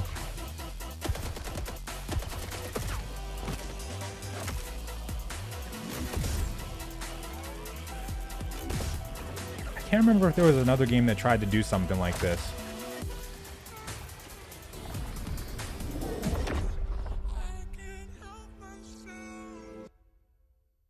I feel like, what's the one I'm thinking of? And now, here's a brand new look at Riders Republic from Ubisoft. Oh, okay. I'm thinking of one that ended up shutting down. It was very parkour based. They had zip lines and stuff like that. I can't remember who developed it. I feel like it was one of the more mainstream companies like Ubisoft or something like that. It might have been like an indie one, but I think it either started with the V or something. But yeah, Splitgate seems pretty interesting. So Halo with Portal, yeah. Damn. I probably wouldn't play it because I suck at FPS games now. I don't even want to test my luck on that. But that looks pretty cool though. Or at least a cool concept. I wonder how it actually it would actually play out. There it is. That one right there. Yeah. Right here. Okay, so in the available lore, the upcoming lore, and yeah, this is spoilers, my bad. But right here, you see these Roman NPCs? This is more than likely going to be the new settlement. So I won't say the name of the settlement, or I won't go into that because I don't want to spoil it too much. But since we have that already being showcased, then more than likely, not more than likely, but it's possible that they maybe might be able to produce a trailer or a kind of like a little showcase of what this new zone might be, and the new weapons too that are rumored to be in testing, because they've already, it seems like, because this was done I think like a month or two ago, so it seems like they probably already got a lot for it, or a decent chunk of it already done, if they're able to show this stuff already. The design of the actual settlement though, I mean, I know it's a trailer, but I don't know if that looks like one of the settlements we already have. I'm trying to think. Because yeah, the design itself might not even look like this, but Romans are heavily tied into that new zone though, from what we've seen in the upcoming lore. But no, they haven't showcased New World yet. We're still waiting on that. So but just judging by that though, it's possible, like maybe we would get a trailer today that might showcase some new stuff, but we'll have to see to know for sure. But I'm still banking on it's probably going to be things we've already seen kind of thing. It might even be one of those 101 videos where they go into like maybe the invasions, something they haven't done yet. Wait, you said that's Brightwood? Hold on. Or was that? It was pretty early on.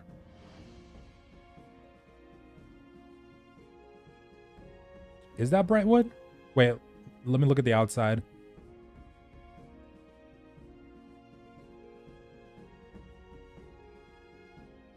I can't tell for sure. I don't think the forge is right by the exit though. Is it? Oh, what's this? Oh, Elden Ring. Ubisoft's first-person shooter Far Cry 6, the long-awaited Halo Infinite from 343 Industries. And the winner for Best Microsoft Xbox Game 2021 is Halo Infinite. Congratulations. Hi, I'm Greg Stone, and I'm the lead producer for the campaign on Halo Infinite. And I'm Damon Kahn, lead producer of multiplayer on Halo Infinite. And together, along with all 343, we want to thank you for naming Halo Infinite Best Xbox Game. Since our start together 20 years ago, Halo has been synonymous. Okay. But you think it's Brightwood? So, oh, maybe they put them there for just the... So I wonder what they were doing there when they put those in there, because that's interesting. Because of course we know there's no, Roman NPCs in Brightwood or Windsward. I was starting to think Windsward a little bit too. Let me see if I have any footage of it. It's probably a video. Somebody's probably got a video on YouTube of Brightwood. I probably don't have any, unless I went into like the stuff that I can't show right now. Let me see something. Maybe somebody will have something. Oh god, and it was such a nostalgia bomb yesterday when we got the Spider-Man No Way Home trailer. Hello, Peter. Hold on. Somebody's gotta have it. Mala. Are we still good? We're still good. Okay. Maybe they go through the settlement. This is, I think this is just kind of like through the zone. Damn. Oh, here we go. Here we go. Here we go. All right, let me just... Still good? Yeah.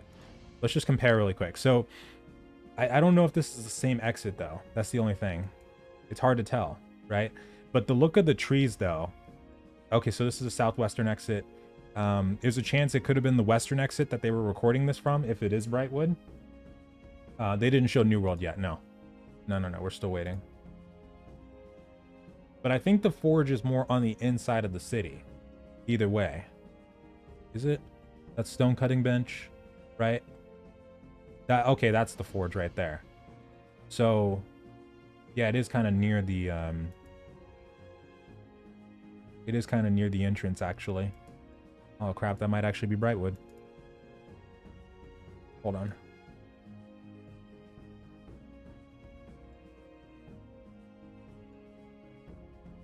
This is before they redid the delay. Oh yeah, you're right. You're totally right. I need to find a more updated one. Damn. Where's the Brightwood? I forgot they even did that to Brightwood too. That they updated the layout of that one too. For some reason, I thought that they only touched like Restless Shores and all the other ones, but left Brightwood alone. Because I never really go to Brightwood that much. This is 2020. Oh, even this one was 9 months ago too. So, damn.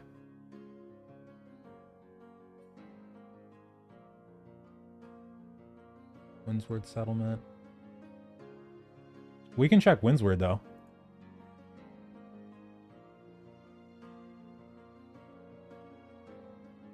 This is not us, right? No, it's not us. There's gonna be a 10-second video of New World. Oh my god. That would suck. But yeah, I'm expecting it to be something that we probably have already seen before. But we'll see what happens though. Yeah, you know what? It doesn't really look like Windsward. I feel like we probably would have seen this house there. If it's not that new settlement, then it could definitely be Brightwood. You said the same house was spotted.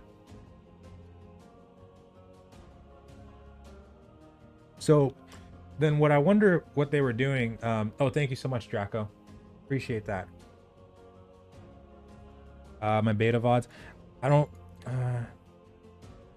think so. Ooh, Lego Star Wars. I want to watch that.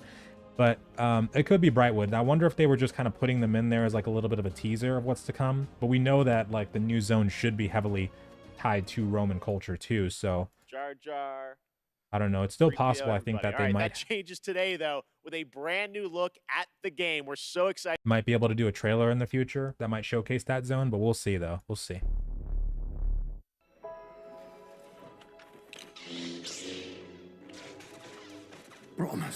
Promise me you will train the boy. Yes, Master. I was once a Jedi Knight. The same as your father. How did my father die? Ready are you? What know you of ready? I used to love Lego Star Wars. Today. The war is just beginning, and I will not be the last Jedi.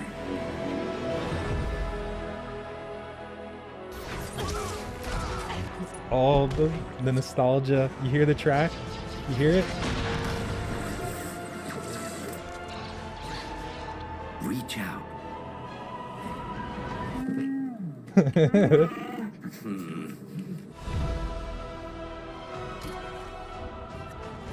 Oh, that's so much.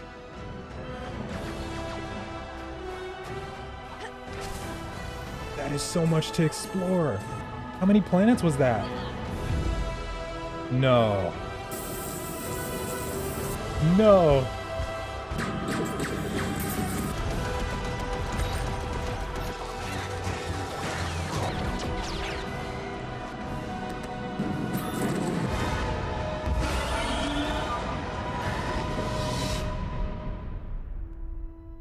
Oh, they're going ham with this one.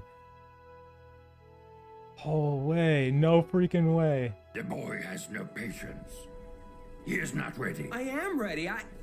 Ben, I can be a Jedi. Ben, tell him I'm ready.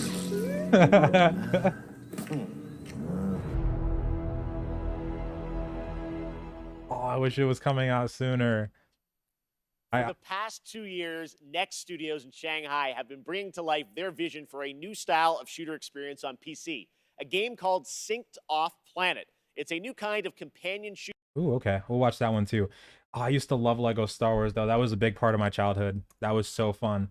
I might actually, like in my free time, I think I would totally play something like that. That looked like so many different places to explore too. And they said play through the entire saga because I loved there was some games like Star Wars Jedi Academy, Jedi Outcast, some of my top favorites always. But there was one on Xbox called Star Wars Obi-Wan, and that was like it was such a diamond in the rough. It was such a fun game. Hold on. It was difficult too, though. A way to rearrange matter, but it went wrong. We were surrounded by nanos, and they turned on us. Billions of lives lost. The world we knew, over. But we found a way to sync with nanos. No, they haven't done New World yet. They haven't done New World yet, no. Now the remaining survivors are fighting back. Those of us left are trying to get on shuttles headed for the only safe place. Off-planet. And the tech that almost destroyed us might just save us.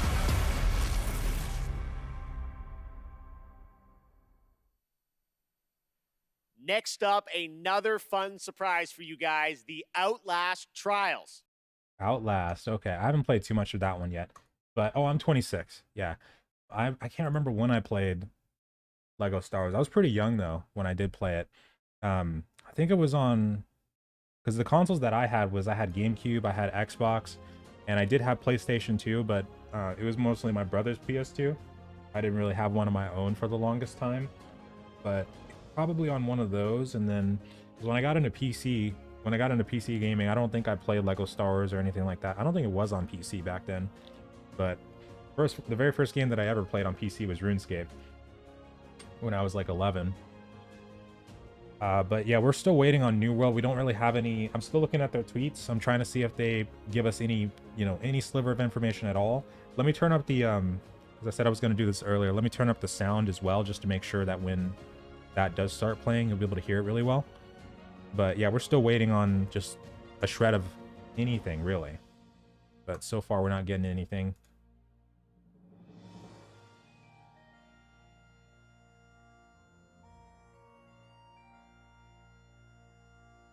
Oh, but to add on to what I was saying earlier, though, I remember that they had some other games. Like I think they had one for Episode 3 for Star Wars, from what I remember. It had to be a pretty old one though. But I think I played that one too and kind of enjoyed it. But I would love to play through Episode 3 especially again. That's like one of my. I think Episode 3 was pretty controversial too, back then. But I did actually enjoy Episode 3 for Star Wars.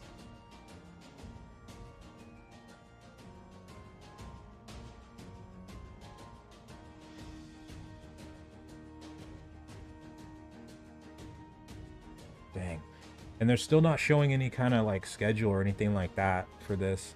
But oh yeah, back to the New World thing though.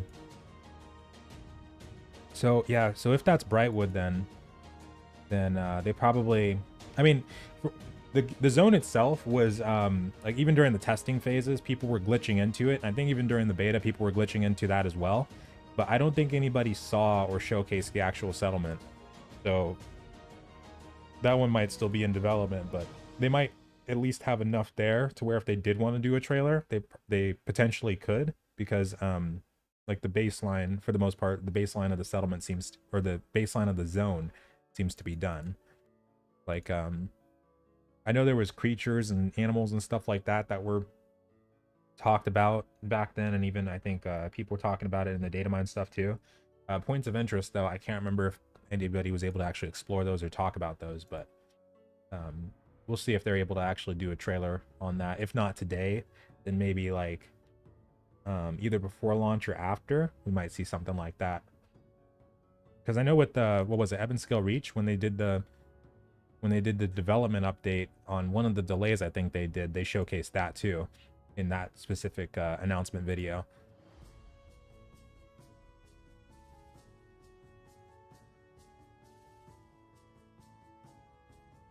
You read the New World will be shown at 27 on 27th. Yeah, somebody said that, what was it?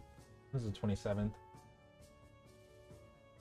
Oh yeah, somebody was saying earlier that it might be shown on Friday. Where did you see that actually?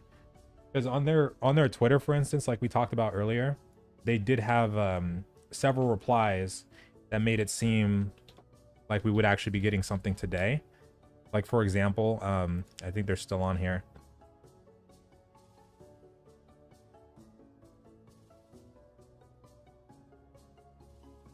Yeah, this one right here. So somebody had asked info on new weapons, skills, passes. Be sure to tune in later to find out. So this was at 5:23 a.m. today. Another one here. What is the agenda of the stream? Tune into the stream to find out for sure. So it seems like they're, you know, hinting, especially with the tweet itself, because that's the first thing that caught my eye and made me think that there would be something today, is they say tune in tomorrow at 10:30 a.m. to watch Play New World. So it seemed like there would be something today, but the only question is what we're gonna see. But oh, when I came across that lore as well, about the Kraken and the Mother of the Deep, because if you guys haven't checked yet, I made a video a couple days ago about this, but I think it was either during the testing phases or the beta, I found this one specific page called Mother of the Deep, and it got my hopes up, but I wasn't 100% sure if they were going to do something like this. But what happened when I actually read the rest of it is that they are doing their own version of Calypso. So if you don't know, and also somebody pointed this out.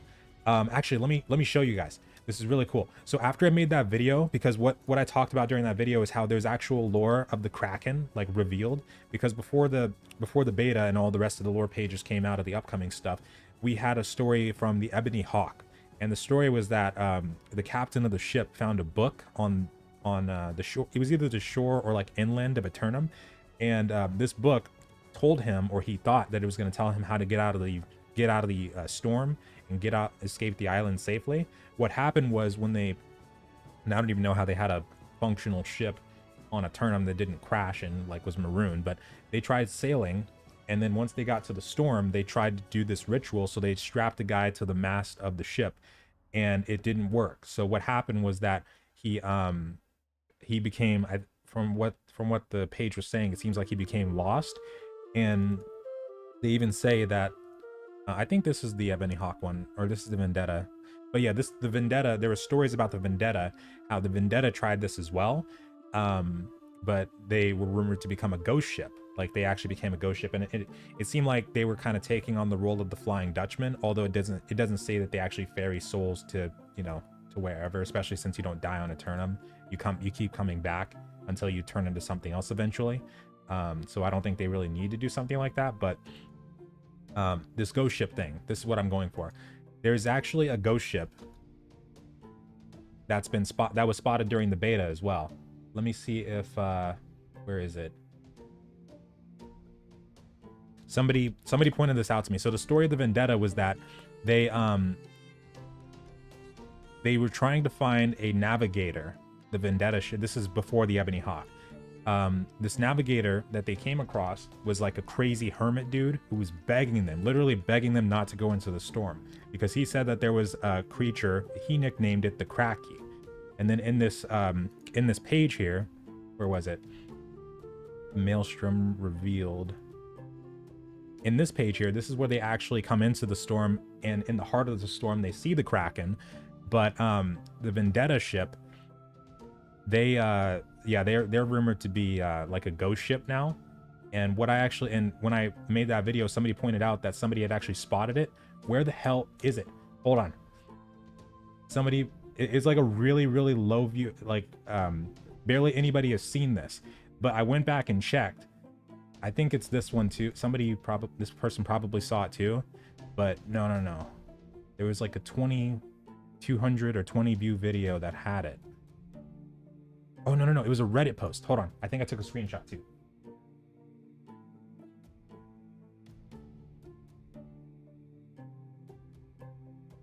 Yeah, there was a screenshot, and there was a video of it. Yeah, the ghost ship, exactly. So, and I'm going somewhere with this, but hold on.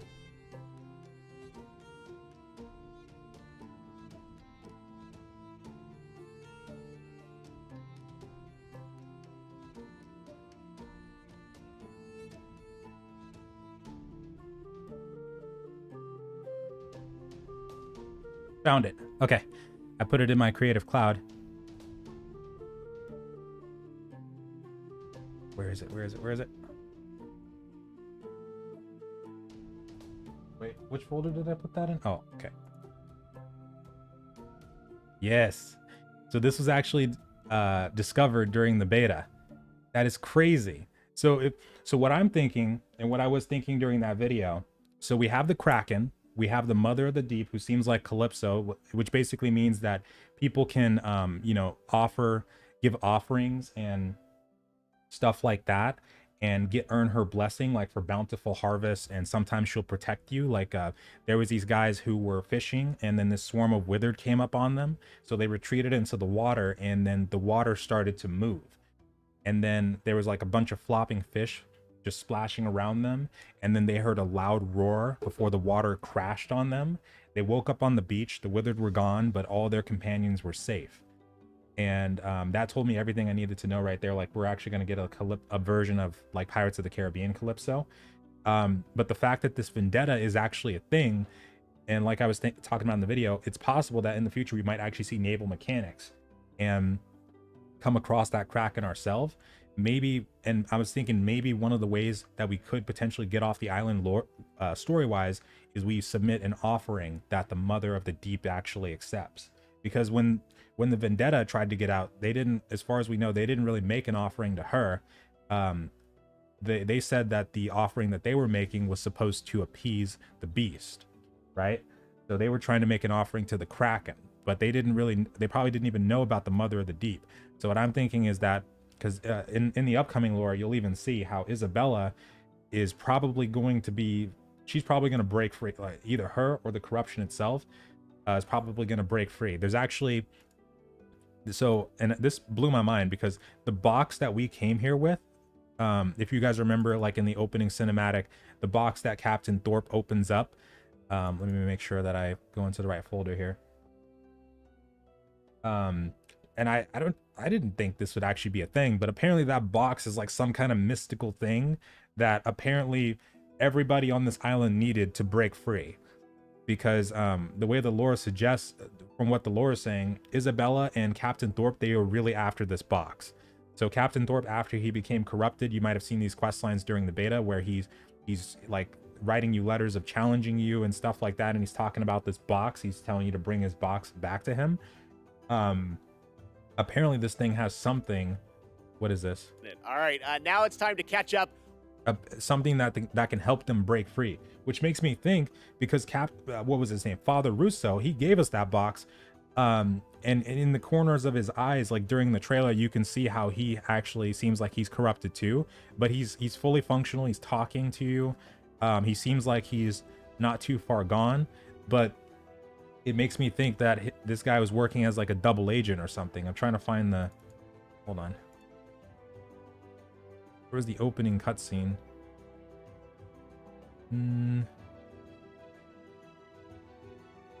We can just do the preview one. Okay.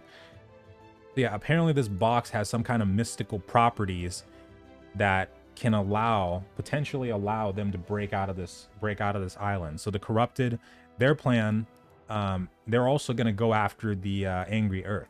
We saw some hints and during the previous testing phases and stuff on how they were considering doing something with the dryads, but we didn't really know what.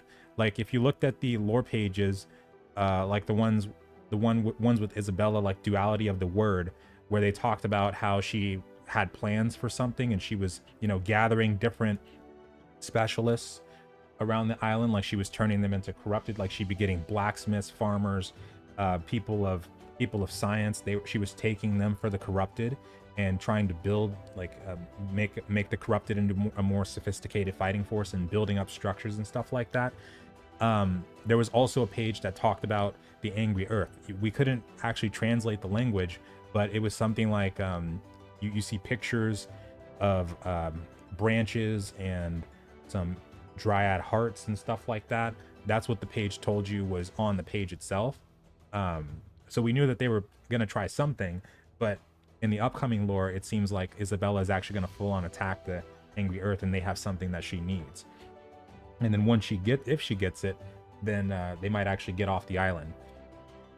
But there's also hold on.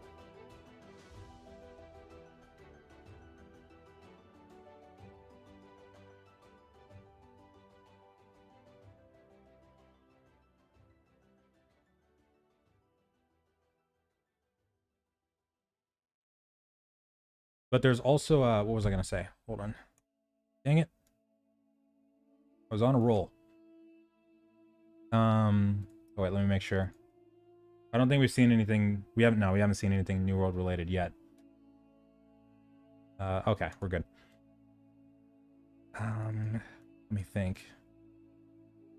So yeah, this stuff is really cool.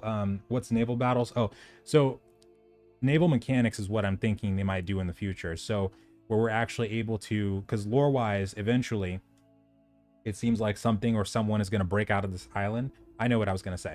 So back in the beta and in the previous testing phases, we noticed how the area above Merkgard, so if you went to Merkgard, you would notice how the corrupted arena that used to be there where you'd fight the corrupted Spriggan is now blocked. You can't get to, and Captain Thorpe was a boss you could fight, a mini boss you could fight before you got to that arena. So right now you can't fight Captain Thorpe, and you can't get to that actual arena. But during the beta, people were able to glitch over there and saw how they were probably going, apparently they're going to be designing a new expedition over there later in the future. And if you looked at the data mining stuff and whatnot, Isabella is rumored to be in that expedition. So when I saw the upcoming lore, it seems like eventually we might stop Isabella in her tracks, but one way or another, someone is getting off the island because that box apparently contains something that you need to do it. And what would be really interesting is if the Mother of the Deep would accept that box as like a sacrifice to get off the island. But yeah, something's definitely going to happen there. And the naval, yeah, like Sea of Thieves, like they might do that in the future. We don't know, we of course don't know exactly how they would do that, but I'm trying to see if I can find the actual footage of Merkgard too. But just based off story, like the Mother of the Deep that we're finding out about now, this ghost ship, the Vendetta, and the Kraken, it seems like that's what they're aiming for. I mean, a while ago we thought eventually they might do something like that regardless, because we're all sailing, we crash land on this island, and all these people that have crash landed, eventually, somebody would somebody would probably have enough resources to build a new ship, right? And get off the island that way. And also there was a lot of lore that hinted at maybe the ancients had escaped the island, or somebody in the past was able to escape the island. So we didn't know exactly how, but yeah, signs do point towards we might see naval stuff in the future. But I'm trying to find, because I recorded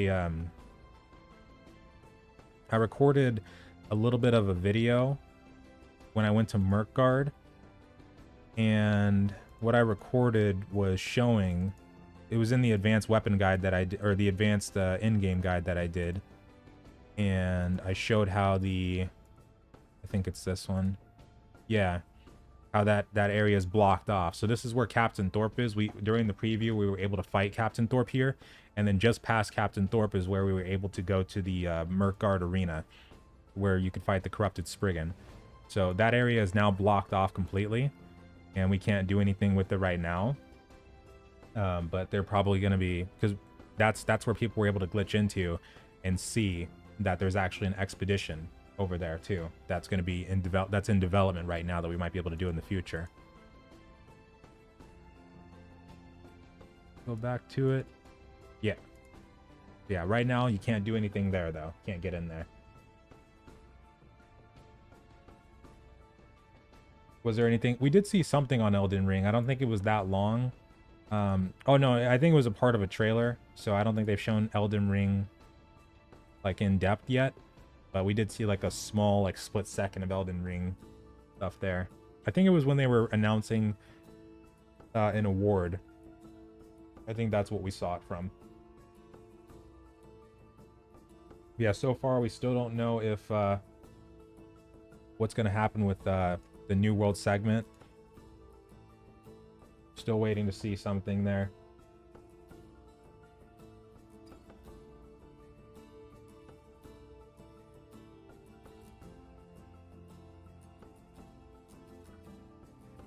Someone replied to your tweet linking. Oh, hold on.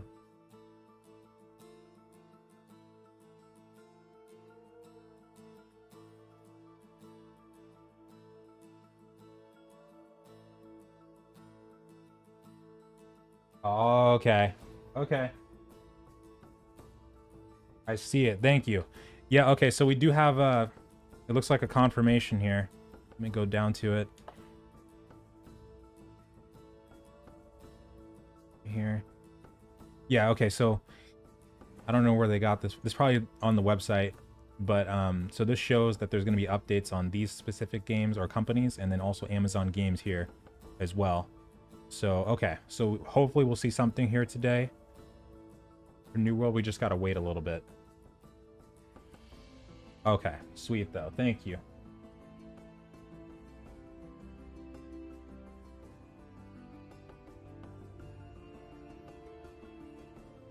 Build ships if content come out.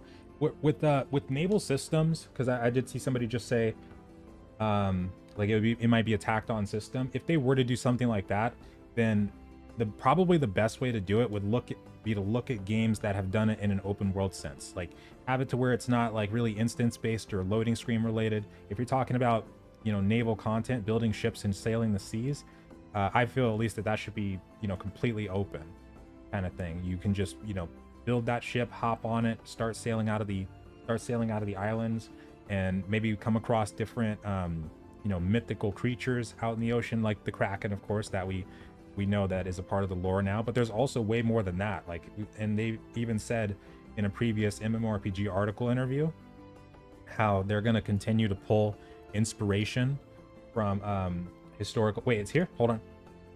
Oh yeah. Okay. Set to take us to the mystical land of Eternum Here we go. on September 28th after a successful summer of playtests.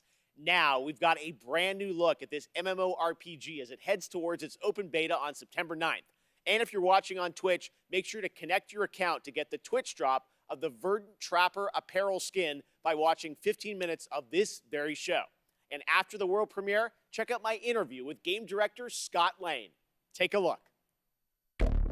Okay. I'll be quiet. The stories you've heard. They don't tell the whole truth.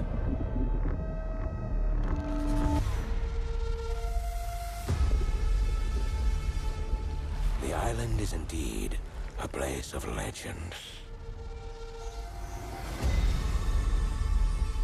There is power and vast riches as well. But many who've sought to claim them have simply vanished without a trace.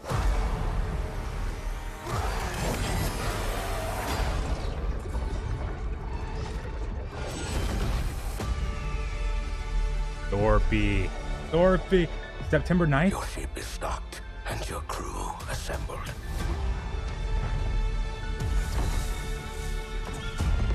Chart your course and your fate.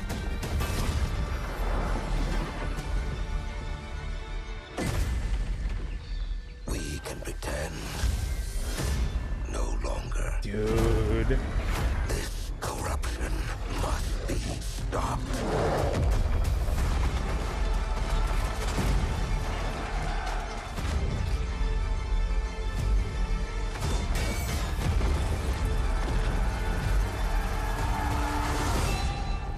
I will say a prayer for the souls of your crew. Okay, we're gonna have to go frame by frame on that. So somebody did see a two-handed sword. I thought I saw one there, but I wasn't sure. If somebody has a two-handed sword, we need to go back. We need to go back. I saw one of the creatures that had one. I think that was the Gamescom trailer for New World. Let's watch the interview. Now is the game director from New World, Scott Lane. Scott, how you doing? I'm great, Jeff. How are you? I'm great. You guys had a very successful closed beta test this summer, right? Tell us about it. Yeah, we were thrilled and humbled by how that went. You know, over 1 million people showed up to play, and there were 2 billion minutes watched on Twitch. And it was just so fun for the team to get to play alongside everyone, watch those streamers, and we got so much good feedback. The team's even more focused on shipping a great game than they were before. Now, the game is coming out September 28th, but before then, there will be a public beta for fans? Yeah, we're opening it up to the public from September 9th through the 12th. So if you're not familiar with New World, come check it out. And if you want more information on how to participate, you can go to www.newworld.com. Before we go, I want to ask you about post-launch content. What do you have planned for players after September 28th? Thank you. We are completely committed to making Eternum a living, breathing world that players will come back to again and again for years to come. So for us, launch is really the beginning. It's day one. We're going to continue to add features well beyond launch, and we're going to continue engaging with the players to help drive our goals and where we take the game. I can't get specific on what we're talking about, but I can give you some hints. Players have already been asking for more supernatural elements and more weapons. So we got a pretty cool way to combine those into a deliverable that they'll see shortly after launch. What the fuck? And then players have been asking for more group content and expeditions, so we're working toward that as well. And then, you know, with the holidays right around the corner, I'm pretty excited to see what that might look like on Eternum. Yes. All right, thanks so much for joining us, Scott. Thanks, Jeff. Earlier, we had some that's big it. Marvel Okay, fuck game it. Let's go. news, Hold and on. Today, Hold on. All right. Okay. If anybody sees anything else, let me know. We're going back. We're going back. Okay. So first off, was that second one a shock room? So we know the Void Gauntlet. We know about the Void Gauntlet, right? What the hell was that second one though? That looked like a second version of a gauntlet that had a shock room on it. Okay. So first, I think this one. I haven't looked at the Void Gauntlet picture in a little while, but I think this one might look like the Void Gauntlet. No. Sorry, there was a second one. There was a first one. Hold on. Or is that the same one, but just two different types of it? Hold on. What the fuck? Or is both of these the Void Gauntlet? Because they're holding it in a different way, but I don't know if that's two different gauntlets or... And the designs are so different too. Is this telling me like necromancy type thing right here? Because look at the designs. This is very cool. So yeah, that's another thing. So back when, very, very, very back when they first started talking about magic, like before we saw the fire staff and the life staff in the testing phases, there was an MMORPG article that I always harken back to, where they said that there would be multiple different schools, as in plurals, of magic. And of course, like with the data mine stuff and everything like that, we know that they're gonna keep going on the magic side too. But that's what I'm wondering. Like the colors are so different. And like this one here, look at how different the hand model is to the actual gauntlet compared to these ones. And then the first one, but you think they're 100% both void? Okay, we know about the void. We know about the void at least, but I'm really curious if they're that is really interesting. It does give me a necro vibe. But yeah, we know the void's coming. We know there's like the Angry Earth staff. That one was talked about too. And then also there was at least one more in there, I think. But either way, in the future, we're probably going to see even more types of magic too, one way or another. But yeah, one of them's absolutely void. One of them is definitely void. But okay, let's find that greatsword. So which part had the greatsword? Go back here. Okay, first off, let's look at that. I was trying to see if sorry. Oh, okay. What the fuck is that on the left? I was trying to see if they would upload the trailer so we could get a better quality version of it. Yeah, new mobs too. That was pretty cool. We're gonna break this down here. But okay, so somebody talked about the Tempest earlier. So the storm around the island is according to the lore called the Storm Wall. The Tempest, from what I've gauged, and also the upcoming lore showcases this too. So Mr. Thorpe, the guy who claimed to be the master of the Tempest, quote unquote, pretty sure that guy's a fraud. I'm pretty sure he's a fraud because there is a page called the Empress and the Tempest, right? So the agent that actually came to meet with the Empress is Isabella, from what I was gauging from the upcoming lore. So let me go back here, and I have all of it. We haven't done videos on this yet, but I have all of it, all the really interesting ones in here. But let me see if I can find it specifically. So the Tempest, from what I'm thinking, either Isabella is the Tempest, because it seems like even in the data mine stuff, I think the new expedition that they're coming out with later on, the Tempest is mentioned in that too. I think it was the Tempest lair, or I think the actual, no, I think it's actually called Isabella's lair for that expedition. But that's what I'm moving away from Thorpe on the Tempest theory. I'm moving more towards either it's Isabella or it's somebody else, because let me see if I can find that freaking page. Isabella Fall. And then there's some interesting pages in here with Father Dante. Somebody pointed, yeah, here we go. The Tempest. So a fated meeting. So we are to receive a special guest today. It's unlike my auspicious Empress to be so full of nerve. Skipping down, the guest is referred to in whispers as the Tempest, and the other servants say she leaves Scarlet Death in her path. She. And then in the previous pages before that, oh wait. So the Empress met with the strange man today. We know this is probably the heretic. The trailer's out on Twitter. Okay, let me grab that. So the heretic is a new character that was talked about in Isabella's storyline. We did do a video on that too. So yeah, strange man, hooded and reeked with death, totally explains the heretic. And then also, was it mentioned in here or? Okay, so it wasn't. Oh yeah, Empress and Isabella. So that's where I got that. So Isabella was probably the agent, and then she also met with the heretics. So she probably paid a price similar to Isabella when they did that meeting. But this part here, so this seems to be referring to Isabella as the Tempest right here. So that makes me think Thorpe, Mr. Thorpe, he's probably totally just a fraud, especially because some of the later pages are going to talk about how the Angry Earth are actually able to communicate. So we're actually going to be seeing quest lines and stuff like that of the Angry Earth, and we'll be talking to them, which is really insane. And then also Isabella, she really wants that box, because apparently that's going to be something that is from, I have to go back and read that, but I think it's going to be something that's going to allow her to potentially break off the island or break the corrupted out of the island. Let's get to Twitter really quick. Hold on.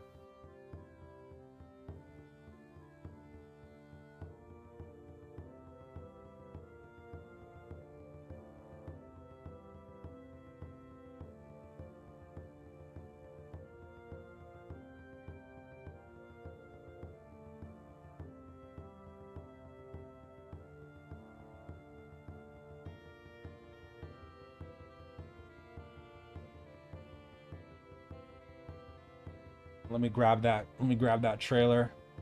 129. Okay, perfect. But okay, so these characters here. First off, this right here, he looks like a different kind of priest. The corrupted priests normally don't look this messed up. I don't know if this probably isn't the heretic. I wouldn't be surprised if it is. This bad boy on the left side, though, we need to get that trailer really quick. Hold on.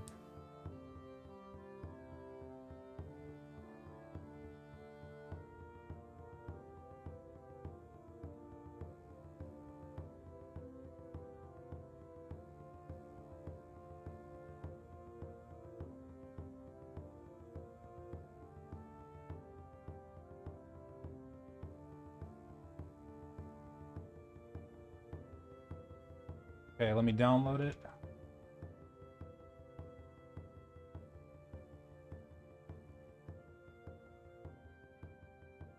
And the FAQ that it's going to be white. Oh yeah, so they're probably going to do it as like a stress test. I don't know if they've said yet if it's going to be like us at level, starting at like level 60 or something. I'm betting it probably won't be. So it'll probably be like a stress test like they did during the preview, where we just play through the game and then report bugs and stuff like that. Yeah, I want to know more about the left guy. The guy on the left, for sure. Hold on a second.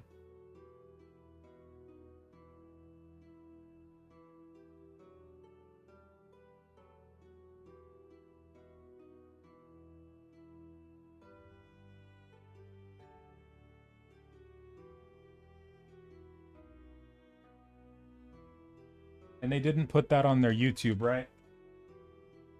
Refresh.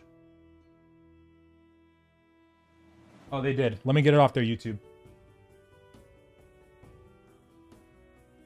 It'd be better quality. Yeah. I see it right there. All right, so 129, that's the greatsword, right? And I want to get a better look at these people here too in this little part. Oh no, no more delays, please. No. I know though. I know. Eventually, delayed game be good, all that. But damn it, we've come so far at this point. There's been 4. There's been 4 already. No more, please. Okay, I'm grabbing it. Hold on.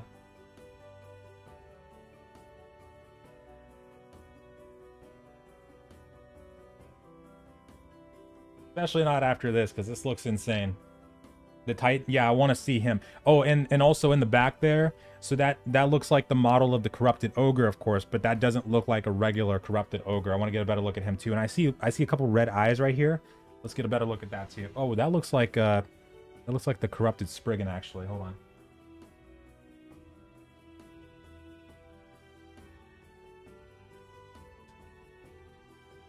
New patch notes coming soon? Really? Okay, bet.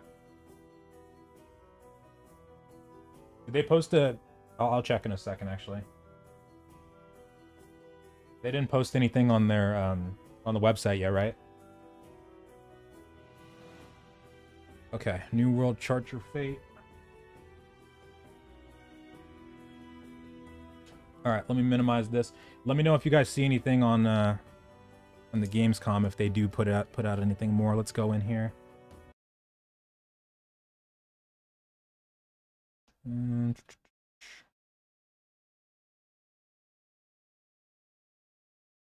Oh wait, it's still synchronizing. What did they put out here? The open beta. Okay. All right, so we got ourselves. Let me readjust the volume. Actually, I'll wait. Before diving into the details and announcements, we'd like to extend another thank you. So, okay, still gonna release on September 28th. Okay.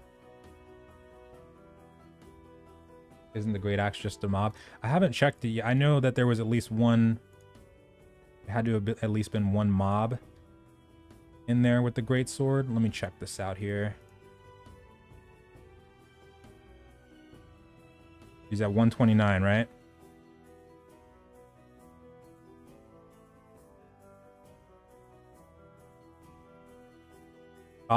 No, that's it's a dynasty heavy. Damn. No. Did you guys see a player with it? That's the Dynasty Heavy. No, that's the... Okay, so the Dynasty... Hold on. The Dynasty Heavy, and that's another one, too. That's the... One of the... I wouldn't call it elite, but one of the corrupted breach mobs. The Dynasty Heavy is just like an elite version of the regular corrupted, but you find that everywhere over in Evanscale Reach. That's yeah, that's not a that one's not new. Like I was talking about before, that area that's over in the Palace region in the southwestern part of Evanscale, you'll see those over there like all the time. No, those ones are, because like you can see in the background here how it's located inside Evanscale Reach. Yeah, those one, that's not a... Did anybody see an actual player with it though? Because here, let me show you guys. I pulled this up earlier too. So it was... I think even this guy has it too. Yeah, he's like a bigger version of the Dynasty Heavy, right? So yeah, they have their own kind of skills and stuff like that. They're pretty fancy. Captain Thorpe has a great sword as well. There's also the Gate Guard over in Great Cleave. There's multiple enemies with the great sword. Like they could have even been using this guy here for the footage. We fought him in the beta. He's pretty cool. But there's also there's even a bigger one inside Dynasty Shipyard itself. But you said before that there was a great sword, like a player with the great sword. Let me go back to that because I really want to see. I really want to see if there is player. Okay. We're gonna go through frame by frame too. Either way. I need to. Hold on. I need to go deeper. I need to be able to scroll in.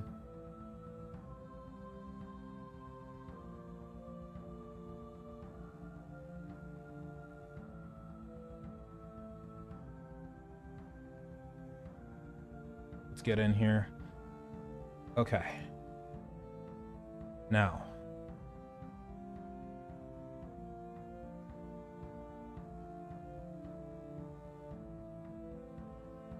Come on, load for me. All right. Oh, let me go on to... Dang it. Let me go to Untitled. Just so we can go by the timestamps a little bit easier.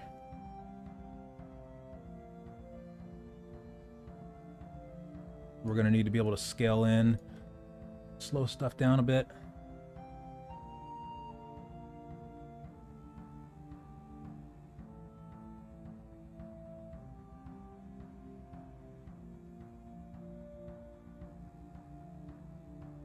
Okay, sword and shield.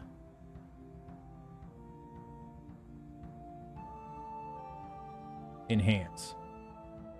Okay, nothing too fancy there. Let's get... I'm also looking for pistol. Look for pistols and void gauntlets too. I love this. I love the look of this outfit too. That one looks so cool. I want to actually get that when we get to launch. Okay, I was looking at this one. So that's another... Wait. Is that a great axe? I think that's just a great axe. For a second there, it looked like a custom staff or something like that. Okay, let's keep going. Wait, hold on. Let me go back a little bit further. Look on the right side.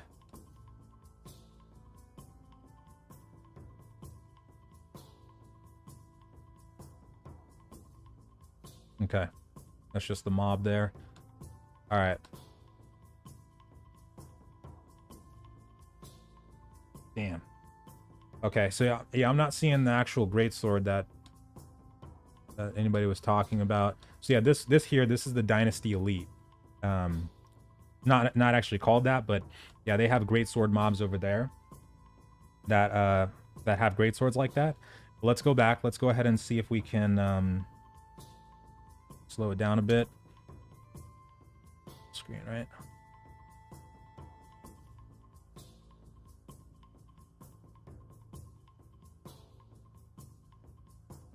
Was big in the middle of the bridge. Okay, so I think you guys are talking about the Dynasty Elite.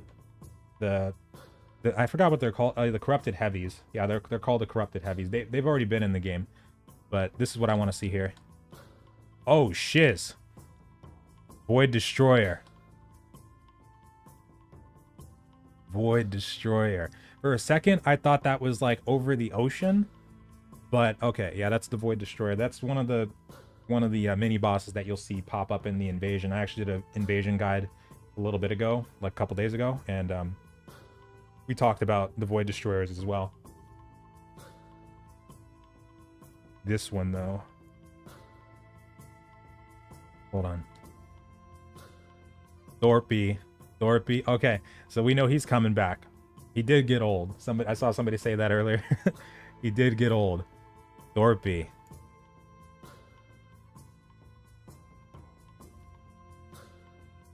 You. Okay.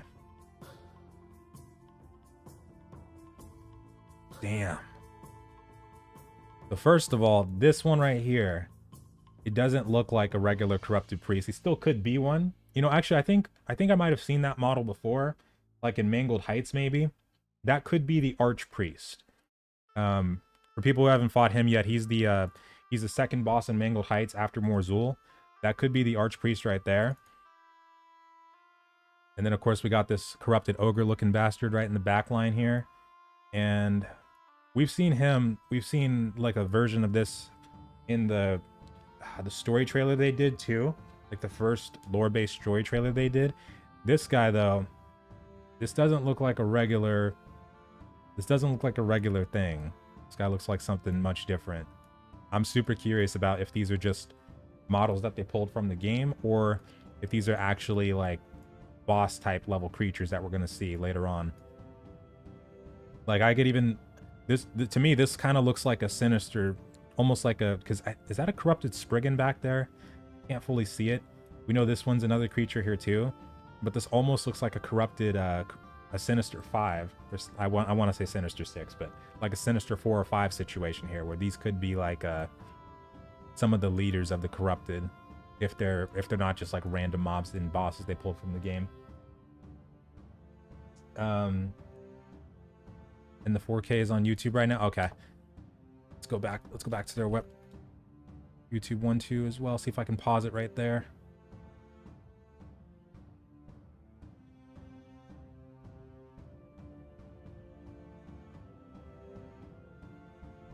And yeah, like I said, this box, there's so much about this box that we don't know. But apparently, and that's why I feel like Mr. Father Russo is in on this, because he gave us this box and he gave it to Thorpe and told Thorpe to come here. But this is almost very similar. Is that the guy from your Isabella lore video that led them to the island? No, the Hermit, he seems more like that. Now that could be the Hermit's the Heretic's true form.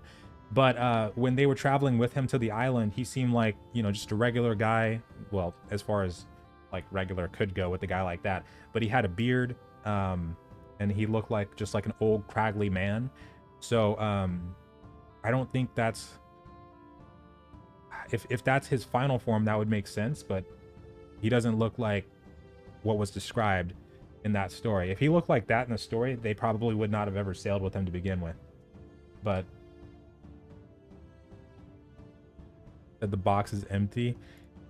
I gotta go back and read, because I know the upcoming lore pages, there's something there's something very interesting about this box, right?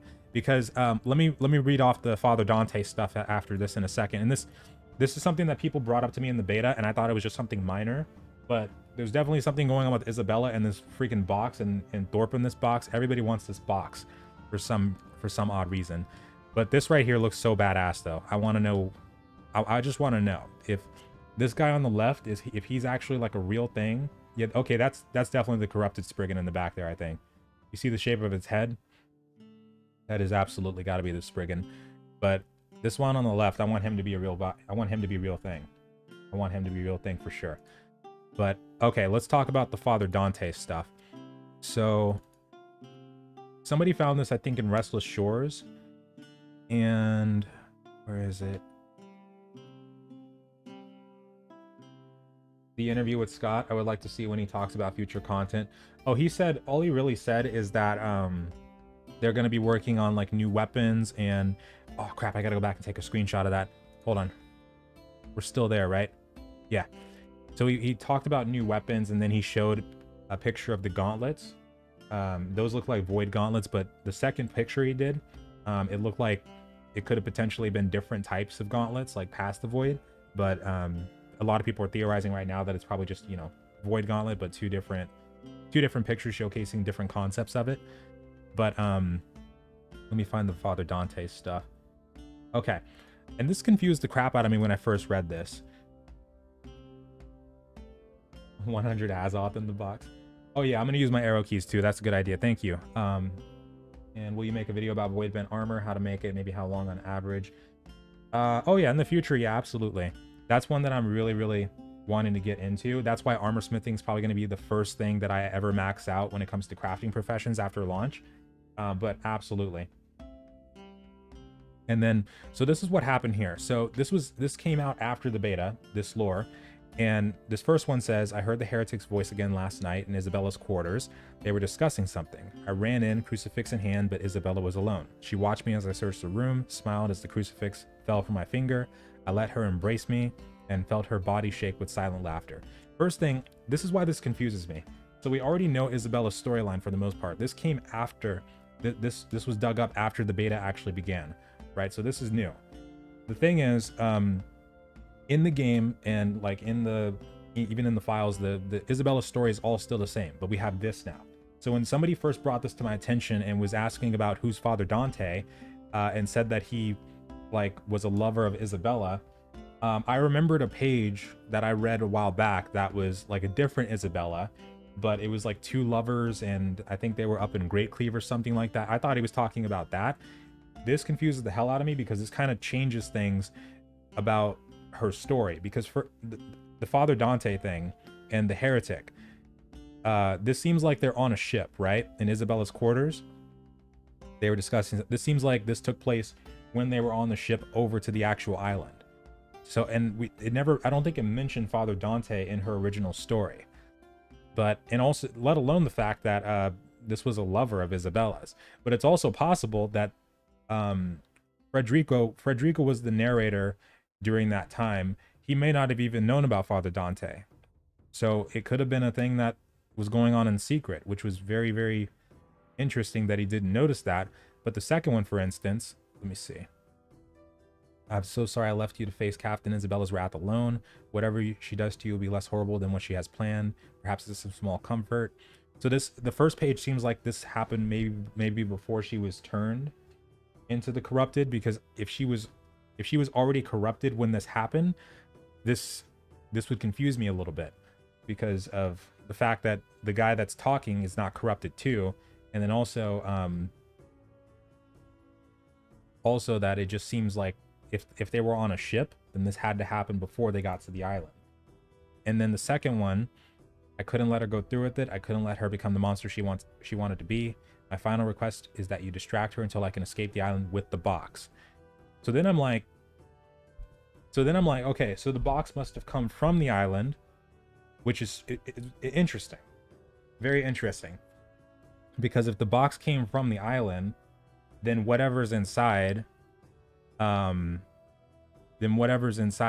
to be super important, especially if this guy really wanted to escape the island with it. And then I hear the heretic's laughter. She will certainly kill you for it. So this is seeming like she's already turned at this point, right?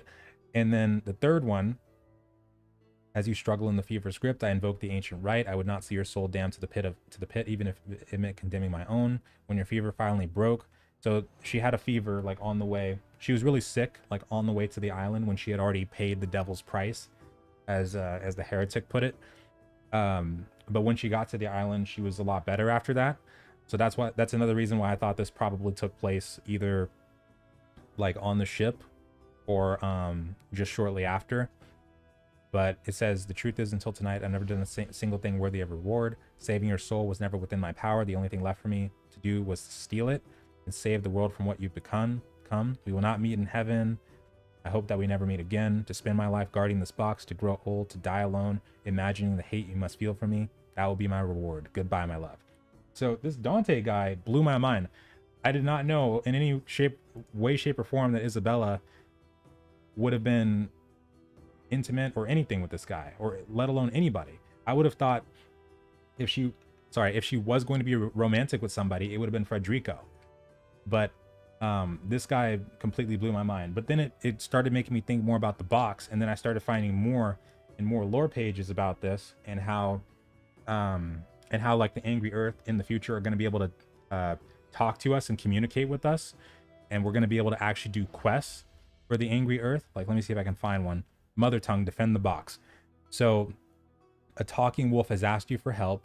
This is around, so this is going to be like the 45 to 60 main story quest, because right during the beta, even though the patch notes had said that we were getting new main quests, during the beta the main story quest ends after like 45, right? So I was able to read through like the rest of what we're going to get. One of the first ones is when we're actually able to talk to the Angry Earth. So, compared to my brethren, I range far and see farther. Every day the corruption spreads and the tempest's reach grows. Soon she will another thing that points towards Isabella being the tempest. The box. We've hidden the box at the Motherwell, and this Motherwell is actually located in Eden Grove. I actually remember going to it quite a few times, and there should be a Dryad Beast over there, a little Dryad Beast mini boss, I think.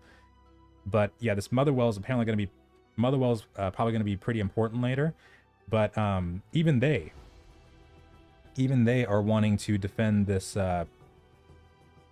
Oh yeah, box, soul. Oh shit! Wait a minute, because what I just thought about is that Father Dante even said, "Oh wait, that might be what's in the box." Because I haven't read, I've only skimmed through these, but that might be what's in the box. Her soul. Why would her soul, though, be so important? What the hell? Soon she will discover where the Angry Earth has hidden her soul. What? Saving your soul was never within my power. The only thing left for me to do was to steal it and save the world from what you become. Oh, this is like a Davy Jones situation. So, like, instead of her heart being in the box, it's got to be her soul. Why would her soul, compared to other people, be so important, though? That's interesting. Because, yeah, okay, so I gotta read through the rest of those two again. But box with ancient artifact. Maybe that's not the only thing in her in the box, but apparently it seems like her soul is one of those things, or the main thing in the box, because there's also other ones here too, and also the storm wall going down. I remember reading this one. This is where I started thinking that eventually somebody is getting off this island. So this is called Recipe for Destruction. This is level 53, and I believe this is Adiana. This is the person that we talked to pretty early on in the main story quest lines, and I think she's the one that helps us get the Angry Earth seed or something like that, but she considers herself as a part of the Angry Earth as opposed to a human. But I think this girl comes back and she talks about the storm wall, and if it fails for even a moment, they will set sail. So this isn't the only thing that talks about it, but something related to that box is probably going to allow them to break out of the storm wall.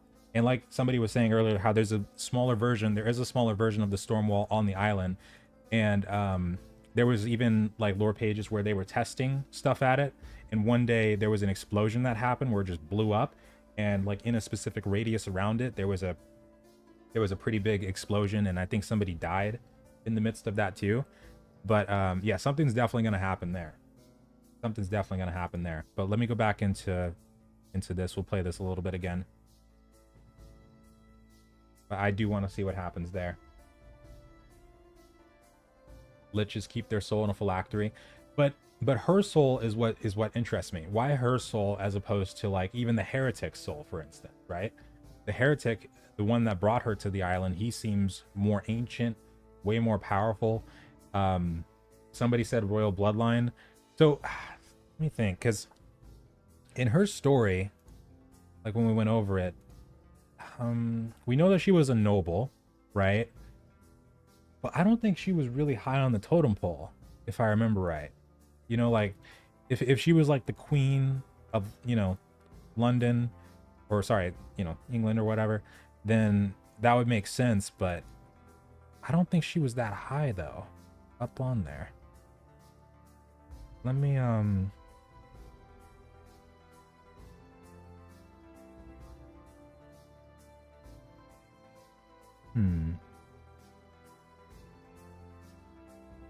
yeah.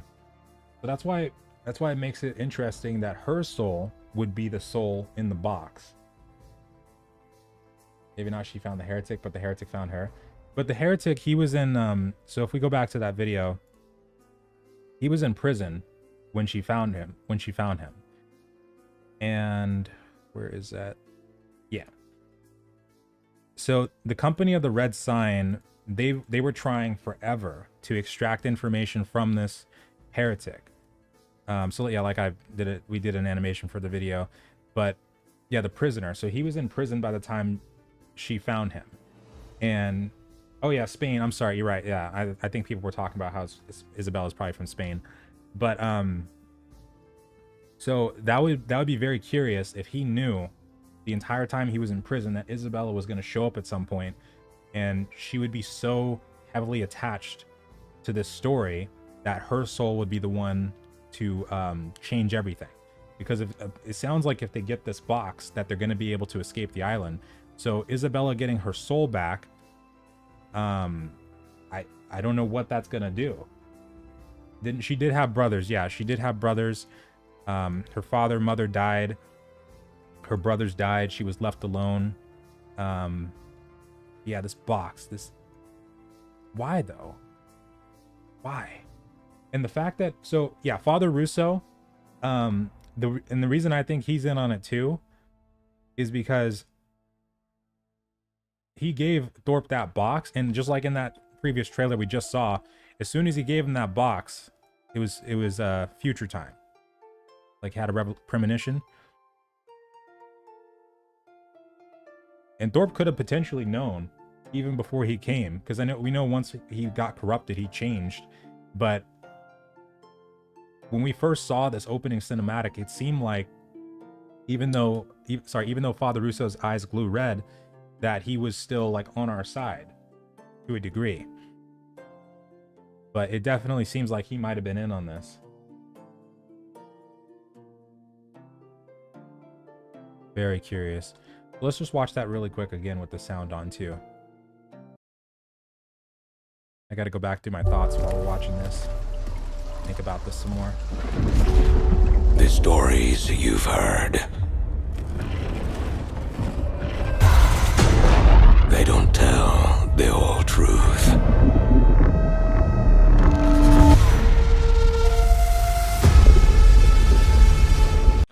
It blows my mind. Why? Okay, so if that's the only thing in the box, what is her getting her soul back gonna do? Because the Empress, she just in that page we read earlier, she also met with the heretic before Isabella, right? And it seemed like from the later pages of the Empress storyline, it's kind of similar to where she paid the devil's price as well. So, but why Isabella though has me curious, because also the Siren Queen, and yeah, somebody was talking about they're really curious about the soul. The Siren Queen in her storyline, she's desperately trying to get her soul back as well, right? Because she was experimenting on all her crewmates, and she was turning them into the undead pirates who are able to be obedient to her, her every whim. But she's also desperately trying to gain her soul back too. So that has me curious as to what exactly getting your soul back is going to do in this situation. The island, because you need a soul to live in the... Oh. Okay, but if we go by that though, but everybody else won't have theirs, right? Or, well, if she gets her soul back, maybe she's able to break out and then lead everybody else out. Is that what you're thinking? Because when we first get to the island, like, I figured we still had our souls, right? Like it can expend over time the more you die, and then when you become a lost or corrupted, then your soul's just, you know, gone. But that is very curious though.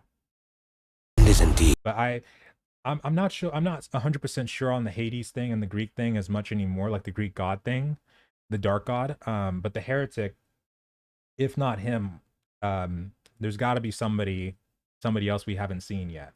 That's like a dark god for sure. But she definitely did something with her soul, that's for sure. And then the angry earth is fighting her. Yeah, the angry earth is fighting her. We see that in some of the pages too. I don't know if she created the blight though, because like by the time she gets there, right, you know what, we're gonna have to rethink about this, because one of the first things that I wondered about when we started learning about the Empress's storyline is I thought the agent of corruption was going to be the heretic, but she also met with Isabella. But the Empress is from ancient China in this universe. So how did she meet with Isabella, who seems like she's more from the 15th, 16th century, but also come from ancient China at the same time? Because I would think that the Empress would have got there before Isabella. But if she met with Isabella right after the heretic and paid, and she became corrupted after, then it sounds like Isabella got there before. Indeed, a place of legend. There is power and vast riches as well. But many who've sought to claim them have simply vanished without a trace.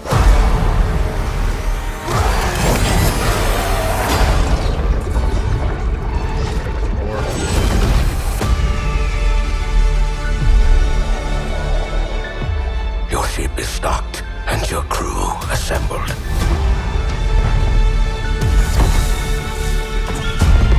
Chart your course and your fate.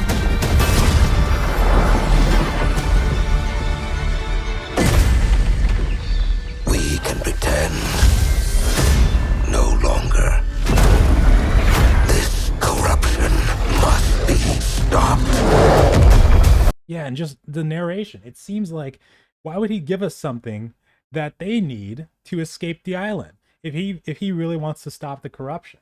But yeah, just by that narration. So Thorpe couldn't have been in on it then, because Father Russo's telling him we need to stop the corruption, yet he's giving him something that people on the island, evil people, need to apparently escape the island.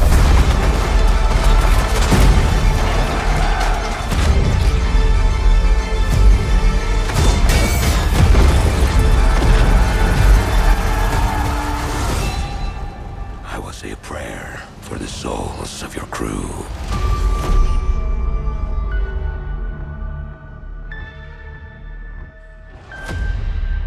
That's crazy. Sorry, yeah, I turned it down a little bit. But okay, yeah, that blows my mind. Prophecy. It could be. It really could be. Because I don't know what's going on here anymore. I'm thrown for a loop, because her soul, getting her soul back, that could be a thing where once she gets her soul back, then she's able to leave the island. Maybe that is how it is.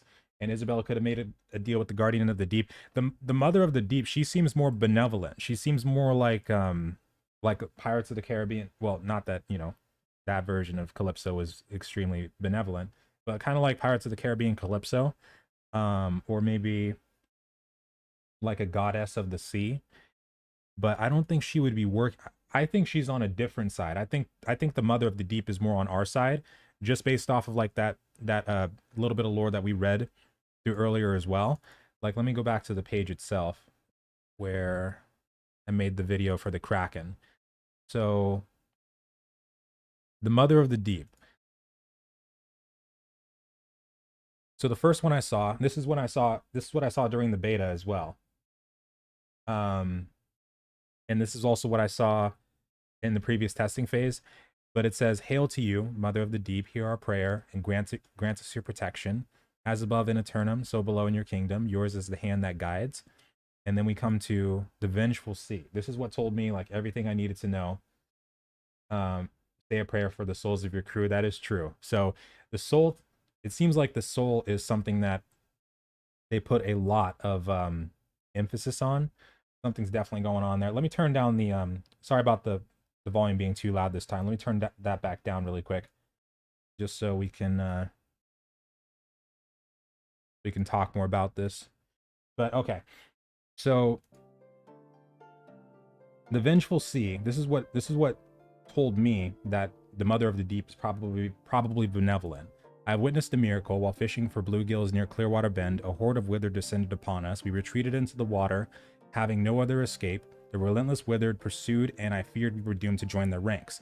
Then the sea pulled back. We found ourselves surrounded by flopping fish. We heard a mighty roar before the sea crashed upon us. We woke on the beach, surrounded by my stunned companions, but of the Withered there was no sign. The beach had been cleansed. All that remained was the cries of gulls and the gentle murmur of the surf. And then right here, a few coastal fisherfolk refer to something they call the Mother of the Deep, and the entity is also something known as Lady Fathom, like Poseidon, Lear, or I'm going to probably mess it up, Nord, I believe, of the old world. Her realm is the sea, and she has offered gifts in exchange for pleasant weather and bountiful fishing. It says she's benevolent and protects those who call upon her. So I think she's going to be our best option for getting off this island. I think she's probably on our side, but the Kraken definitely seems like it's on the corrupted side.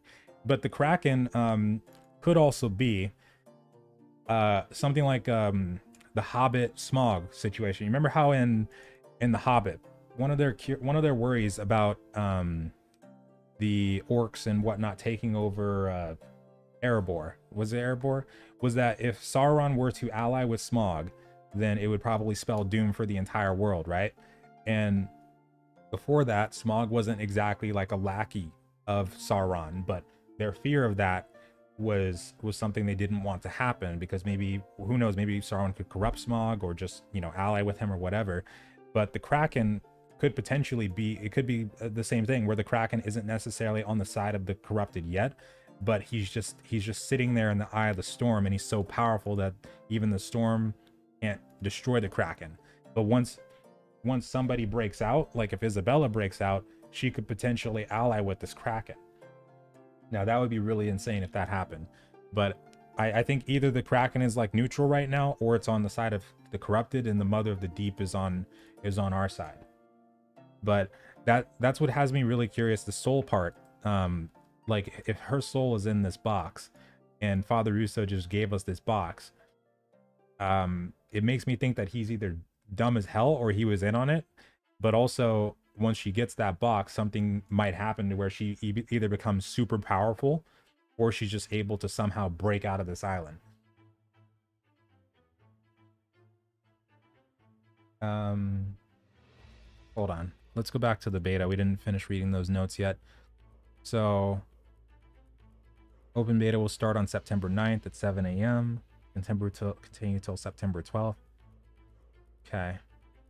And then it'll be available in French, German, Italian, Spanish, Polish, and Brazilian Portuguese. Okay. Absolutely. Open beta is an important test for our server infrastructure. Okay, so yeah, this is something that happened during the preview as well. And this is like one of the last things that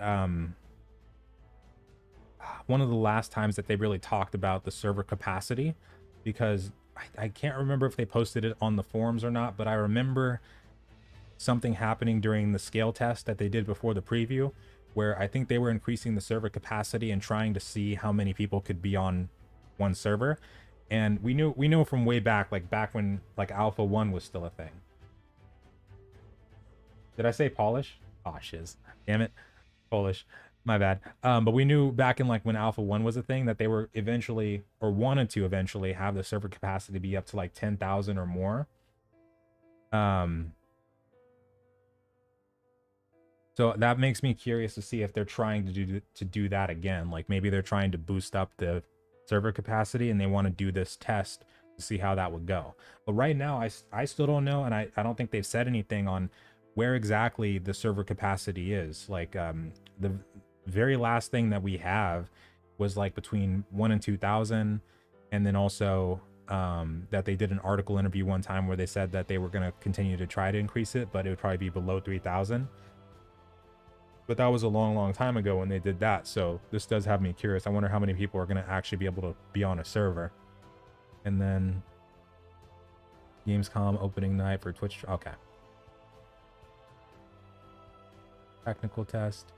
Oh, okay. So they're going to have another technical test too. So this is a confidential one. So this might happen as early as next week then. Previous alpha testers. Oh, cool. Okay. What weapon is that guy carrying at 55 seconds in? Let me see. Oh, this looks like a that looks like a life staff. I don't think that's, it doesn't have the yeah, it looks like a life staff from what I can see. So I see what you were going for there. It does look like it could potentially be another staff. But no, I think that's the life staff there. What if Isabella is our mom the whole time? Oh my god. Think about Isabella as just a container for the soul of from the Lord of the Ancients. I don't know. That's very curious. Very curious. But that's what makes me wonder if there's something else in the box besides her soul. And then also, why her soul? I still can't put my finger on it. Why her soul over anybody else? But somebody did, yeah, like we know she's a noble, that's true. But like I said, I didn't think she was that high on the totem pole from what she was describing in her storyline. Oh, 115 you said.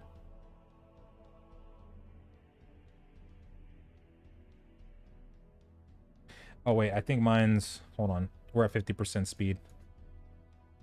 My bad, that's why. Oh yeah, that's a musket. Yeah. Yeah. But we have seen previous footage of the pistol though. We have seen previous footage, but that was like back when they did the third developer diary. So that was a while ago. That was also one of the first times we saw the rapier. And I think there was, no, I don't think there was a tower shield in there too. But she may have buried a bad dude. Yeah, but something's gonna happen there. So I guess once she gets that box, then, because it seems like it's gonna happen, then they're coming for us.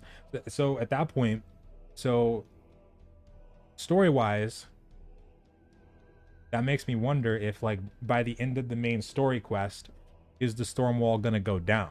And if that happens, then we're gonna have to chase her, right? Because the Empress, even in Dynasty Shipyard, when we go to Dynasty Shipyard, I remember we do place a couple powder kegs down at the back of a couple ships. So we blow up a few ships, that's cool, but she's got a fleet that they're amassing, right? And we in the fight with Isabella, there's still ships that are operational, like we're getting shot at from ships on the coast.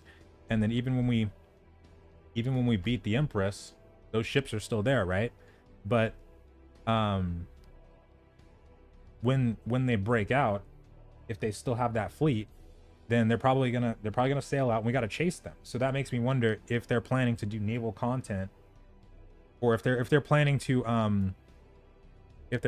wait until they do naval content as an expansion, or start putting in some naval mechanics like a couple months or so after the main story quest ends.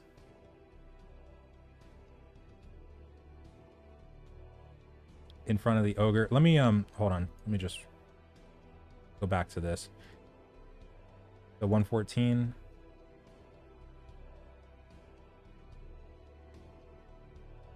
Oh yeah, sword. Really cool looking one though. Holy crap. Yeah, it's just a sword. And then that's a musket. But yeah, that really has me curious, because if they are planning to do, let me go back to the quest, because I haven't read through all of these in depth yet. I've skimmed over them a little bit. But let me go back to this. So I think one of the last quest lines in here is going to be Isabella's lair. Where is it? Tempest Heart, level 60. Find the Soul Wardens. Oh yeah, the Tempest Hearts. Yeah. Find the Soul Wardens at Mountain Home and offer your help. Right. So this will probably be one of the last quest lines we do. But I'm pretty sure there is going to be one for an expedition here. Speaking to Angry Earth. Isabella attacks Angry Earth. This is one of the ones where I saw. Yeah, they describe. So yeah, everybody's describing Isabella now as the Tempest, the Queen of Corruptions. The Tempest is what she's called by humans. She has taken it. So when I started reading all this, it started to let me know that Thorpe has got to be a fraud. He's absolutely got to be a fraud. 128. So I don't think he's the master of the corrupted at all. Oh, the Empress? Yeah, this is the Empress right here. And then also, yeah, so this is the first thing that people thought was the Greatsword. This is just the Dynasty Heavy. You'll find them all over the place in Ebonscale Reach when you get to the southwestern corner, but no, those have been there. Like this is the area leading up to the Dynasty Shipyard expedition. And yeah, so Soul Wardens things too, because I saw somebody comment on that earlier. When they create their heart gems, they put a portion of their soul in it, right? And actually, I saw a really curious quest line here. It was either quest line or lore, where Jonas the Hermit, where was it? Don't worry about the ritual. Right. So I think, yeah, activate your heart gem. So I think we put a little bit of our soul in there too when that happens. So because I'm trying to remember, because I know when I read pages about the Greyjacks, and the Greyjacks have kind of been renamed to the Soul Wardens. I remember a lore page in there where they talked more about the heart gem and how it contained a portion of our soul. So we have to, if that's the case, we have to have our soul when we get to the island, right? And still have it even on the island. So that just brings in more questions on Isabella's soul, though. But where is it, though? Hold on. Hades. This is when I saw mention of Hades. I remember this. I descended into a realm where my soul was torn asunder by Hades himself. I haven't looked too much into this one yet. This is a level 65 one in Shattered Mountain. I need to go back and check the rest of those ones too. That's pretty interesting. Yeah, so there is mention of the underworld and Hades as well in some of these quest lines that we're going to be doing later on. But I'm trying to find... Oh, here it is. Okay, so the Path to Murkgard Arena. So I think this is where we're going to actually go into Isabella's lair and fight her. So it says... I didn't get the rest of this actually in the picture, but this is the introduction to it. So beforehand, this is the quest line we would do to get access to fighting the corrupted Spriggan. And it says, indeed, we believe the Tempest is down beneath the ruins of Murkgard, but getting there won't be easy. Enter the portals from which we see the corrupted emerging. So this is the new dialogue to the Path of Murkgard Arena questline. Make sure to rally some of your other wardens to your side and collect the orbs from the monoliths. So that's basically when you go into Murkgard and you fight through all the corrupted portals, and then you get the breach caches and you open them up, and they used to give you the monolith orbs and stuff like that. Then you go back to the NPC and you can turn that quest in for a Path to Murkgard Arena quest, or sorry, for a corrupted arena key, what you could do with that. So I think that's what they're going to do there. And then my curiosity then is, when we get down into that layer, are we going to kill Isabella right then and there, or is it going to be another situation where, like with Dynasty Shipyard, when we fight her in there, she gets down to 55% health, but then she retreats, right? She doesn't actually die. So I wonder if at the end of that expedition, if she's actually going to get her soul back and just straight up blow up the storm wall or something like that. And then after that, it's like a whole new world kind of thing. Like we got access to the open ocean. The Kraken's there, but at that point we can escape. That's what I'm curious about right there. And I did see more lore and like things about the Shattered Obelisk, and how as soon as the obelisk shattered, I'm pretty sure that's when a lot of things started to regenerate on the island, like resource wise, if I remember right. But It's in here somewhere. There were so many pages that I looked through. It was crazy. But let me read through some of this. Does Thorpe know that he's a fraud? Nah, so when Thorpe was first introduced in the depths and like classifying himself as like the master of the Tempest, and even in some of these like even in some of these quest lines, even like where is it? Like he seems cocky as hell. Like we do this these ones we did do during the beta, but it's the ones where it takes you to like Cutlass Keys and he tells you, like he challenges you to a duel and stuff like that, or he talks about the box and tells you to bring the box and stuff like that. And like around that time and even later on, it seems like he definitely just like calls himself that, but he's not really anything compared to Isabella, especially because if her soul's the one in the box, then what's going to happen when she gets it back in terms of power level? She's probably going to skyrocket past Thorpe. At least I would imagine so, because the Siren Queen, her wanting to get her soul back that badly always had me curious too, because if you get your soul back, like I would originally think that maybe you just become human again, and then that's that, and you don't really have your power anymore as a corrupted, or like in the Siren Queen's case as the lost or whatever. But that would kind of be like a nerf. That would be a nerf to you. But it seems like when they get their souls back, or at least Isabella, something might happen there to where she becomes really powerful, or she's able to do something that can break the storm wall. Where is that quest line though? Defend the box. I don't think I saved a picture of it because we've already done that in the beta. But yeah, there was a quest line during the beta that talked about the box too. Like Thorpe was like challenging you and telling you to bring the box with you. I think it might have actually been a lore page. Let me see if I can search it. Dang it. It's because I have the numbers and stuff in the way. On the right side in the open beta picture, is that a lightning staff? I don't think so.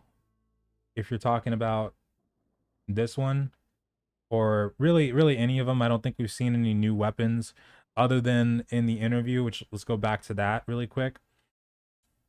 The interview that Scott Lane did after, there was a picture. 2 different pictures actually.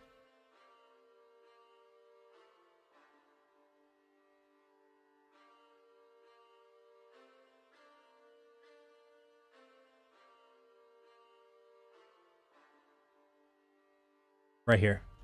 So here's one of them. Let me full screen that. I'm gonna see if I can get a picture of this here. Hold on.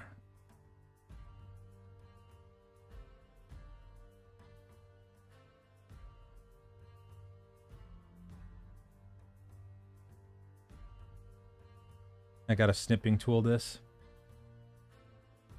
Okay, got the first one. Okay.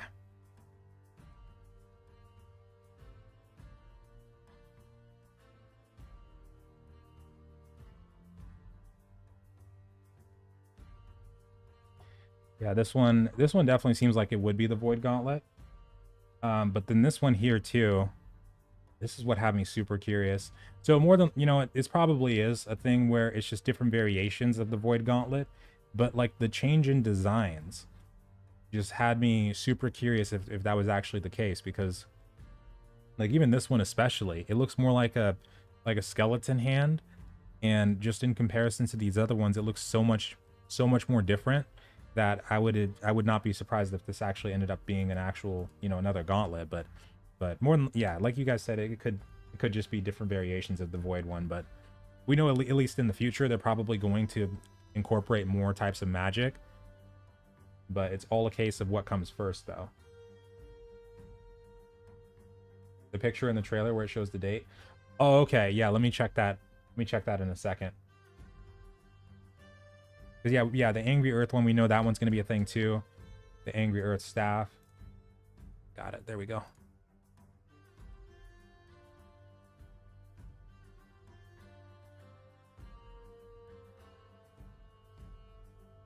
You think it's a wood one? Or like a... Well, because... In the picture, it shows second, though, is the only thing. Because, like, if they were going by tiers, then I would assume this would be, like, you know, tier 2, tier 3, tier 4, tier 5 kind of thing. But, I don't know. That's a curious thought as well. But you said, okay. In the... What timestamp of the trailer are you talking about for the lightning staff? The potential lightning staff?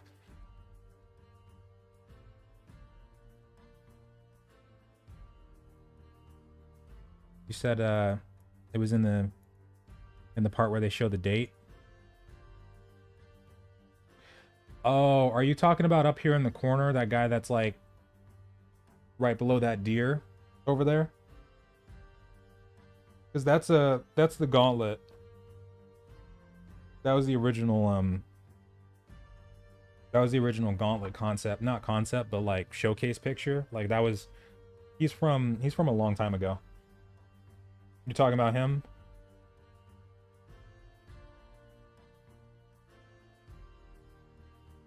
Yeah, because I can even show you,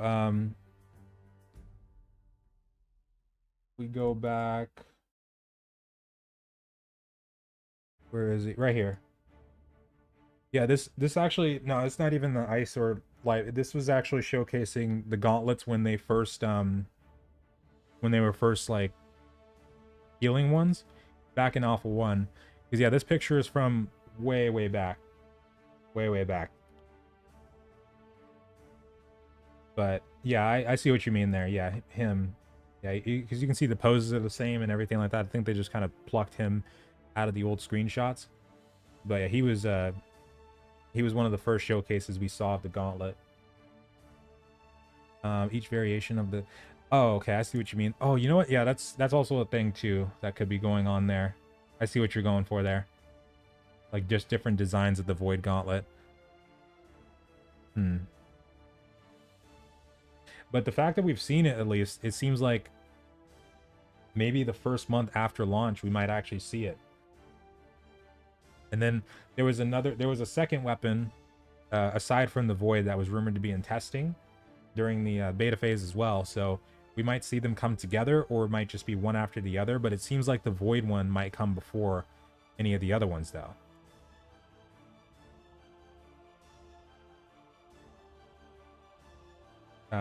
But oh yeah, we know there's definitely going to be like new weapons and stuff like that. There was some data mine stuff that ended up surfacing, and not just like the Void Gauntlet and like the pistol that we talked about before, but there was other ones too. So in the future, yeah, they're probably going to incorporate more weapons, and they've even talked about, like in past articles and stuff like that, how they're going to continue to expand on the combat, the weapons, stuff like that. So this time next year, we might see at least like maybe 4 or 5 new ones. Would be really, really cool. But we'll have to see what they do there. But it was a pretty solid trailer, though.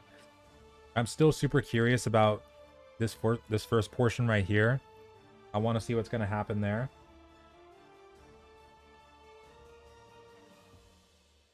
What does lightning damage? Well, there is, if you're talking about gem-wise, the topaz should be the one that does lightning.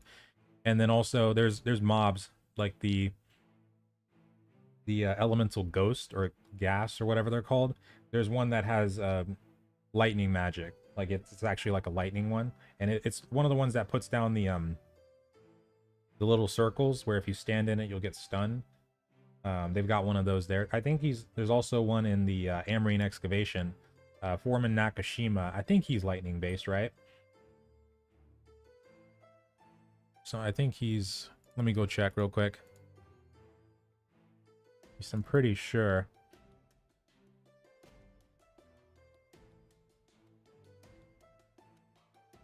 Yeah, they're like these ones, like the Geist, or yeah, the Geist right here.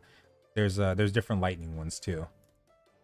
Can't remember if I fought Foreman in this particular segment. That's Simon, right? Okay.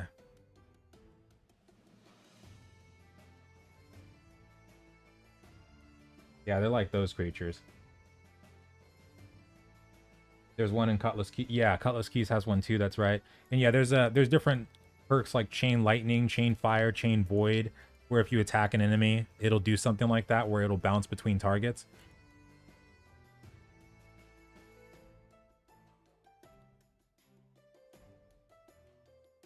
Oh, no, never mind. Nakashima's not lightning. But it's just like him too.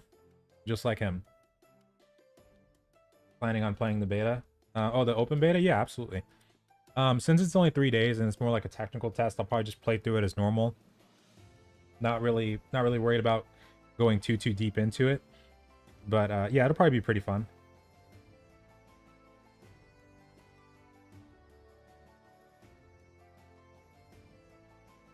But overall though, yeah, it seems like that's pretty much all we got from the trailer and the announcement so far. So at least it was a pretty decent trailer though, and it's some new stuff we saw in there. But lightning wise, yeah, I think in the future we'll probably see lightning become a thing. I'm really curious to see what they do to expand on the magic system, like past what we've already seen in the data mine files and stuff like that. But I hope they continue to capitalize on this stuff. But yeah, that's the main thing I was talking about earlier, is with the naval stuff. What has me really curious is if they're going to make this a thing where, like, when we get that extra storyline, the level 60 stuff, we might see Isabella break down the barrier, the storm wall, and then past that point, either for an expansion or maybe a major update that they do like 6 months after launch, we might see naval pop up after that. But it seems like that's where things are going, like with the Mother of the Deep, the Kraken, the Vendetta, Ghost Ship.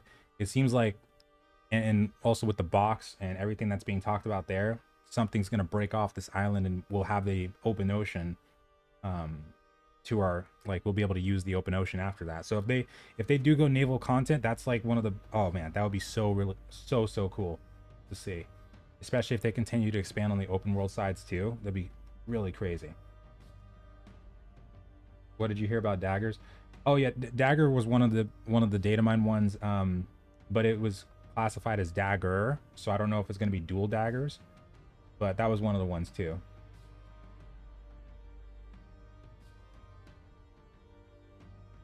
What is the heart gem that is mentioned in quests? So from what I understand, the heart gem is like, the soul wardens have them, like all of us will have it, and what it is like a part of your soul that's put into the heart gem, and then that's what's also used during the ritual to become a soul warden. But that's what I remember it being. I'm gonna have to go back and double check that, but I'm pretty sure that's the case, where the heart gem has a little bit of our soul inside.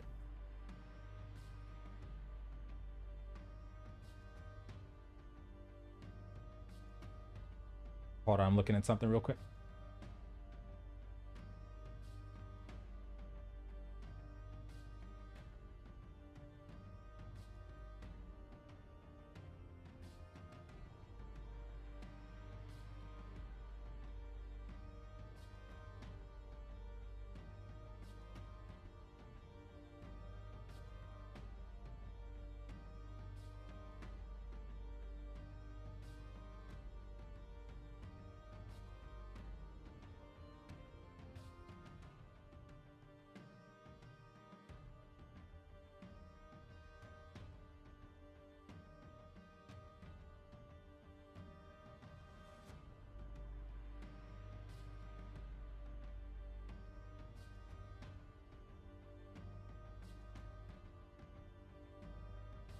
Okay, there we go. I'm on Bard. Oh yeah, that was one that we talked about during the Q&A thing too, where that'd be really interesting to see, like a Bard play style where you can support people in your party, and you know, you maybe not even have to heal, but you can just like apply buffs and debuffs to your teammates, debuffs to the enemies. That'd be really cool to see.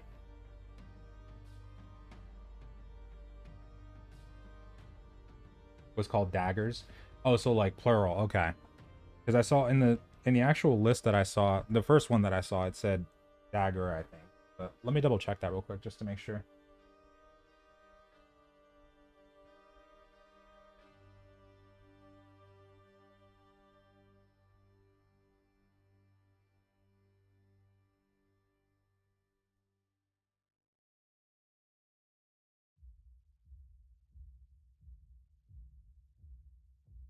Yeah, dagger. But okay, so if it's daggers, that'll be really cool then. We also saw the one-handed mace in that one, and then War Club, which was separate from Warhammer for two-handers, and then longsword. pistol, and of course the Void Gauntlet and Angry Earth staff on the magic side too. But yeah, one thing, and that's another thing to point out for the data mine stuff as well, that even though it's in there, sometimes it's not always a guarantee. Just like Thomas said as well, like in the data mine weapons likely they exist for enemy mobs as well. That's true. And another thing is that sometimes it doesn't actually happen in that exact way that it's listed. Like for example, the ice staff or the ice gauntlet, about a year ago I think it was, or like about 6 or 8 months ago, people were initially data mining the ice gauntlet and saying that it was listed in there as an ice staff, but then it ended up being a gauntlet. And then also Queensport, which is mentioned in the lore, was starting to get rumored and like data mined as being the next zone, but then we got Ebon Scale Reach. So that's very true that things can definitely change on that, and it's also not a guarantee. That's also one of the reasons why I didn't really go too deep into that stuff, like with the video or anything like that, because that's what happened last time. Like instead of a ice staff, it was an ice gauntlet. Then we got Ebon Scale instead of Queensport. But it is cool that they are at least talking about that now, that we're going to get more weapons soon, or soonish. And the Void Gauntlet seems to be one of the first ones. That would be really cool to see that one. Really, really cool. And if you did look at the data mining for the, what's it called, skills, because the Void Gauntlet one was also data mined like for its skills and spells and stuff like that. That one's might end up being pretty accurate, since we already know that the Void Gauntlet is going to be coming from what we've seen there. So you might change up a couple things about the passives and stuff like that, but if you did want to get an idea of it, then you might be able to get a little bit of an idea from there. 229. Oh, on my side, let me see. Oh no, this is a sword. Yeah, this one's a sword. Really cool looking one though.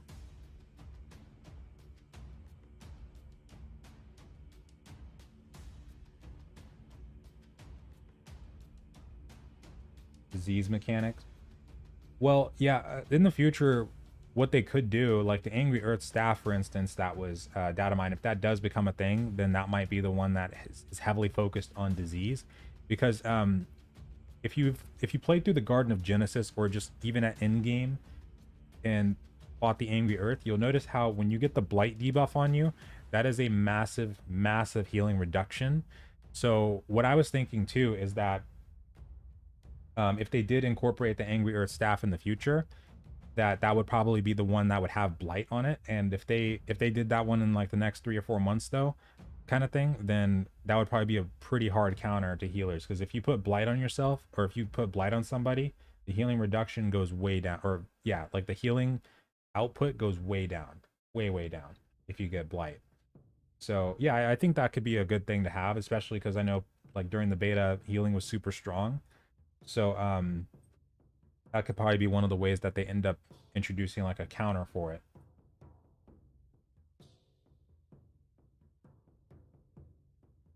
Please make more. I appreciate that. Go. Thank you so much.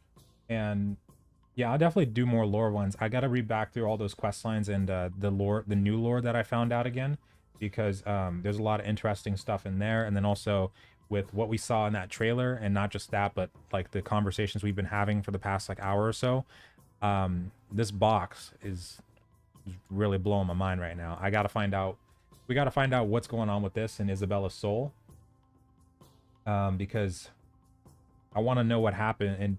And just me thinking about how the Siren Queen also really wants to get back her soul, it just makes me wonder like what exactly is going to happen when they get it. Because the thing with the Siren Queen too is she discovered machines that were owned by the ancients, where it wasn't just possible to extract the soul, you were able to modify the soul. So what I kind of think too is it could be possible that when Isabella gave up her soul, it could have changed in a way to where if you extract it, modify it, or if you make a deal with the devil, so to speak, and then you get it back, the soul that you had before isn't going to be the one that you have when you get it back. It could be like you have the soul of a dark god kind of thing. And then if that were the case, like since her soul was put in that box according to what we've seen there, and then somehow got off the island with Father Dante, and then in that time, at some point there, it probably was modified just on its own, just from those events. And if she gets it back, since we brought it back to the island with Captain Thorpe, Dumbo, then yeah, something pretty bad could happen potentially. But it seems like either, because I don't know if we're gonna actually kill her at the end of that quest line. Like when we get the 60 stuff and main story quest lines up to 60,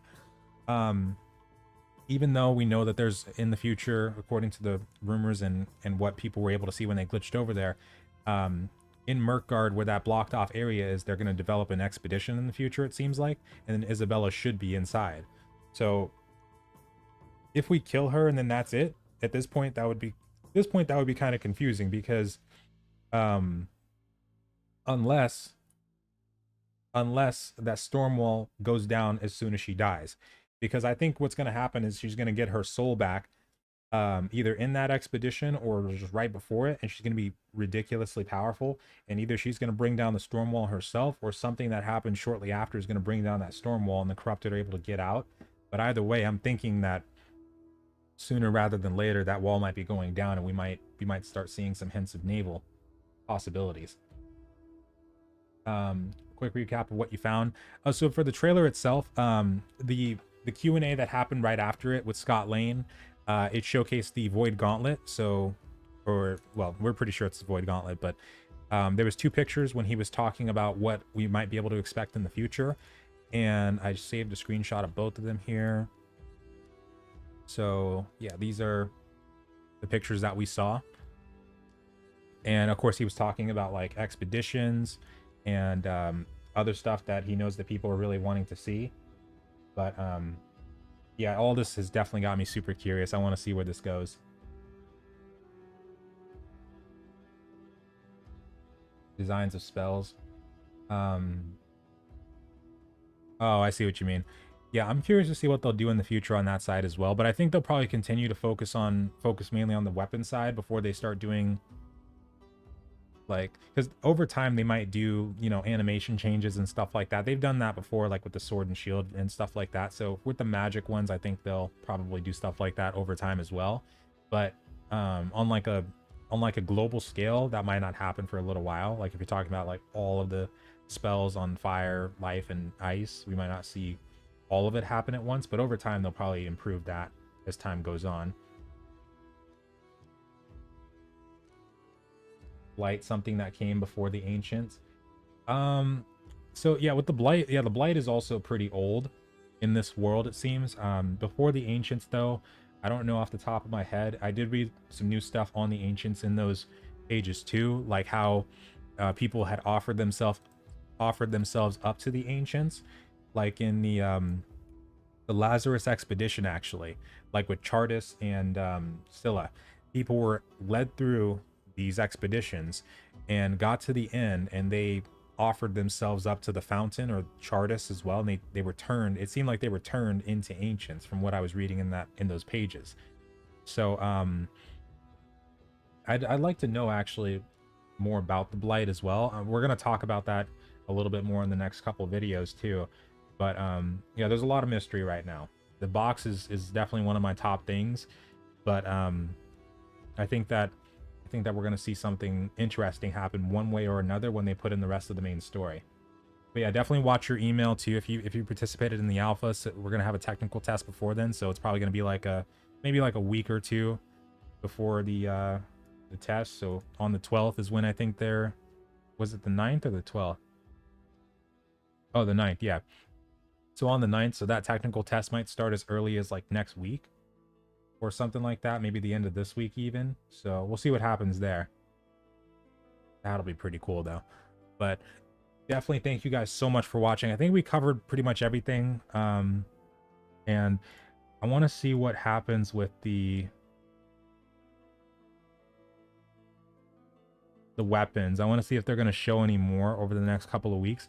They might do another like teaser where they like do a Twitter marketing campaign like they did with like the Ice Gauntlet, or Barkamedes wasn't really a weapon, but like they did with him. They might do something like that, so definitely keep watching their Twitter as well. But yeah, I think we got everything for the most part. The ring will float and spin around. Yeah, that looks really cool. That one like looks really, really cool. I can't wait to see that weapon in action.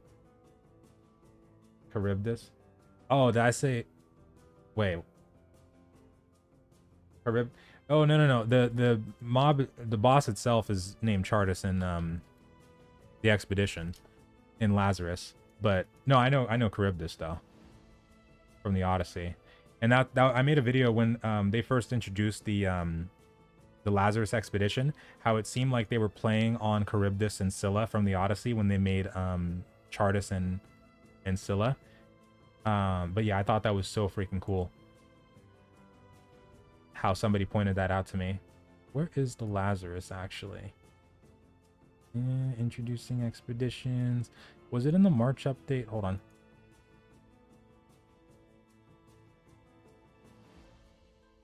I get these ones scrambled. Oh, I think it was yeah,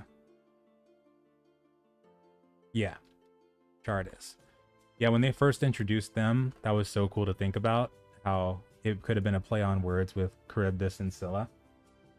But holy crap, I'm so excited to see what happens there. And yeah, for the dagger as well, you're right, they do have backstab mechanics already and perks that you can get for extra backstab bonus. There's even a sword that you can get that's a really good sword. From, I think it was either Garden of Genesis or Lazarus, but I think it was Garden of Genesis. It was like a dexterity based one that had Keenly Jagged, which was a perk where if you crit, then it starts a bleed on your target. And then also they had a backstab bonus on it. So if you were wearing light armor and you did a lot of dodge rolling behind people and did a heavy attack or something like that to backstab, you'd probably get a lot of damage output out of doing that. But I'm really curious to see what'll happen there if they do something like that with daggers too. Like if they, I don't know if they'll do stealth mechanics, but I'm curious to see if they'll maybe have like a teleport move where you can teleport behind somebody and then backstab them right away. But we'll see what happens there. But anyway, folks, that's everything for now. Let me see if there's any other questions I missed. Holiday stuff will be in one town. I think they might do like holiday events in the future, like maybe for Halloween we might see something. It's kind of cutting it close since September 28th is when we get it. So I don't know if they'll be able to do something like that in time. And if they're continuing to do monthly updates, they might have something planned already for the October month. So we might not see anything like that. But maybe for Christmas though, I could see them doing something like that. Maybe they'll change the designs of the towns and stuff like that. Give us some events, would be really cool. But we'll see what happens there though. Okay, but I think we're good. Thank you so much as well. I appreciate that, Nihilus. Thank you guys so much for watching. And we'll catch you guys probably during the beta, of course. So we got September 9th. And then also, September 8th, if you're a streamer, you could start there. Oh, cool. Okay. So we'll see what happens there. And then I'm probably going to watch through everything again and see if I, maybe later on, make a video about it. But I'll wait and see if anything else pops up first, just to be sure. They might have some interesting things. But we'll see what happens. Thank you guys so much for watching, though. I super appreciate it. You guys have a wonderful night or day. That trailer was freaking awesome. God, I wish we saw a little bit of the new zone though. Dang. But we can't have everything. At least we got a trailer, because for a little bit there we weren't sure if something was actually going to pop up today for New World. So at least we got something. There's that. But I'll catch you guys later. Thanks so much for joining. Peace.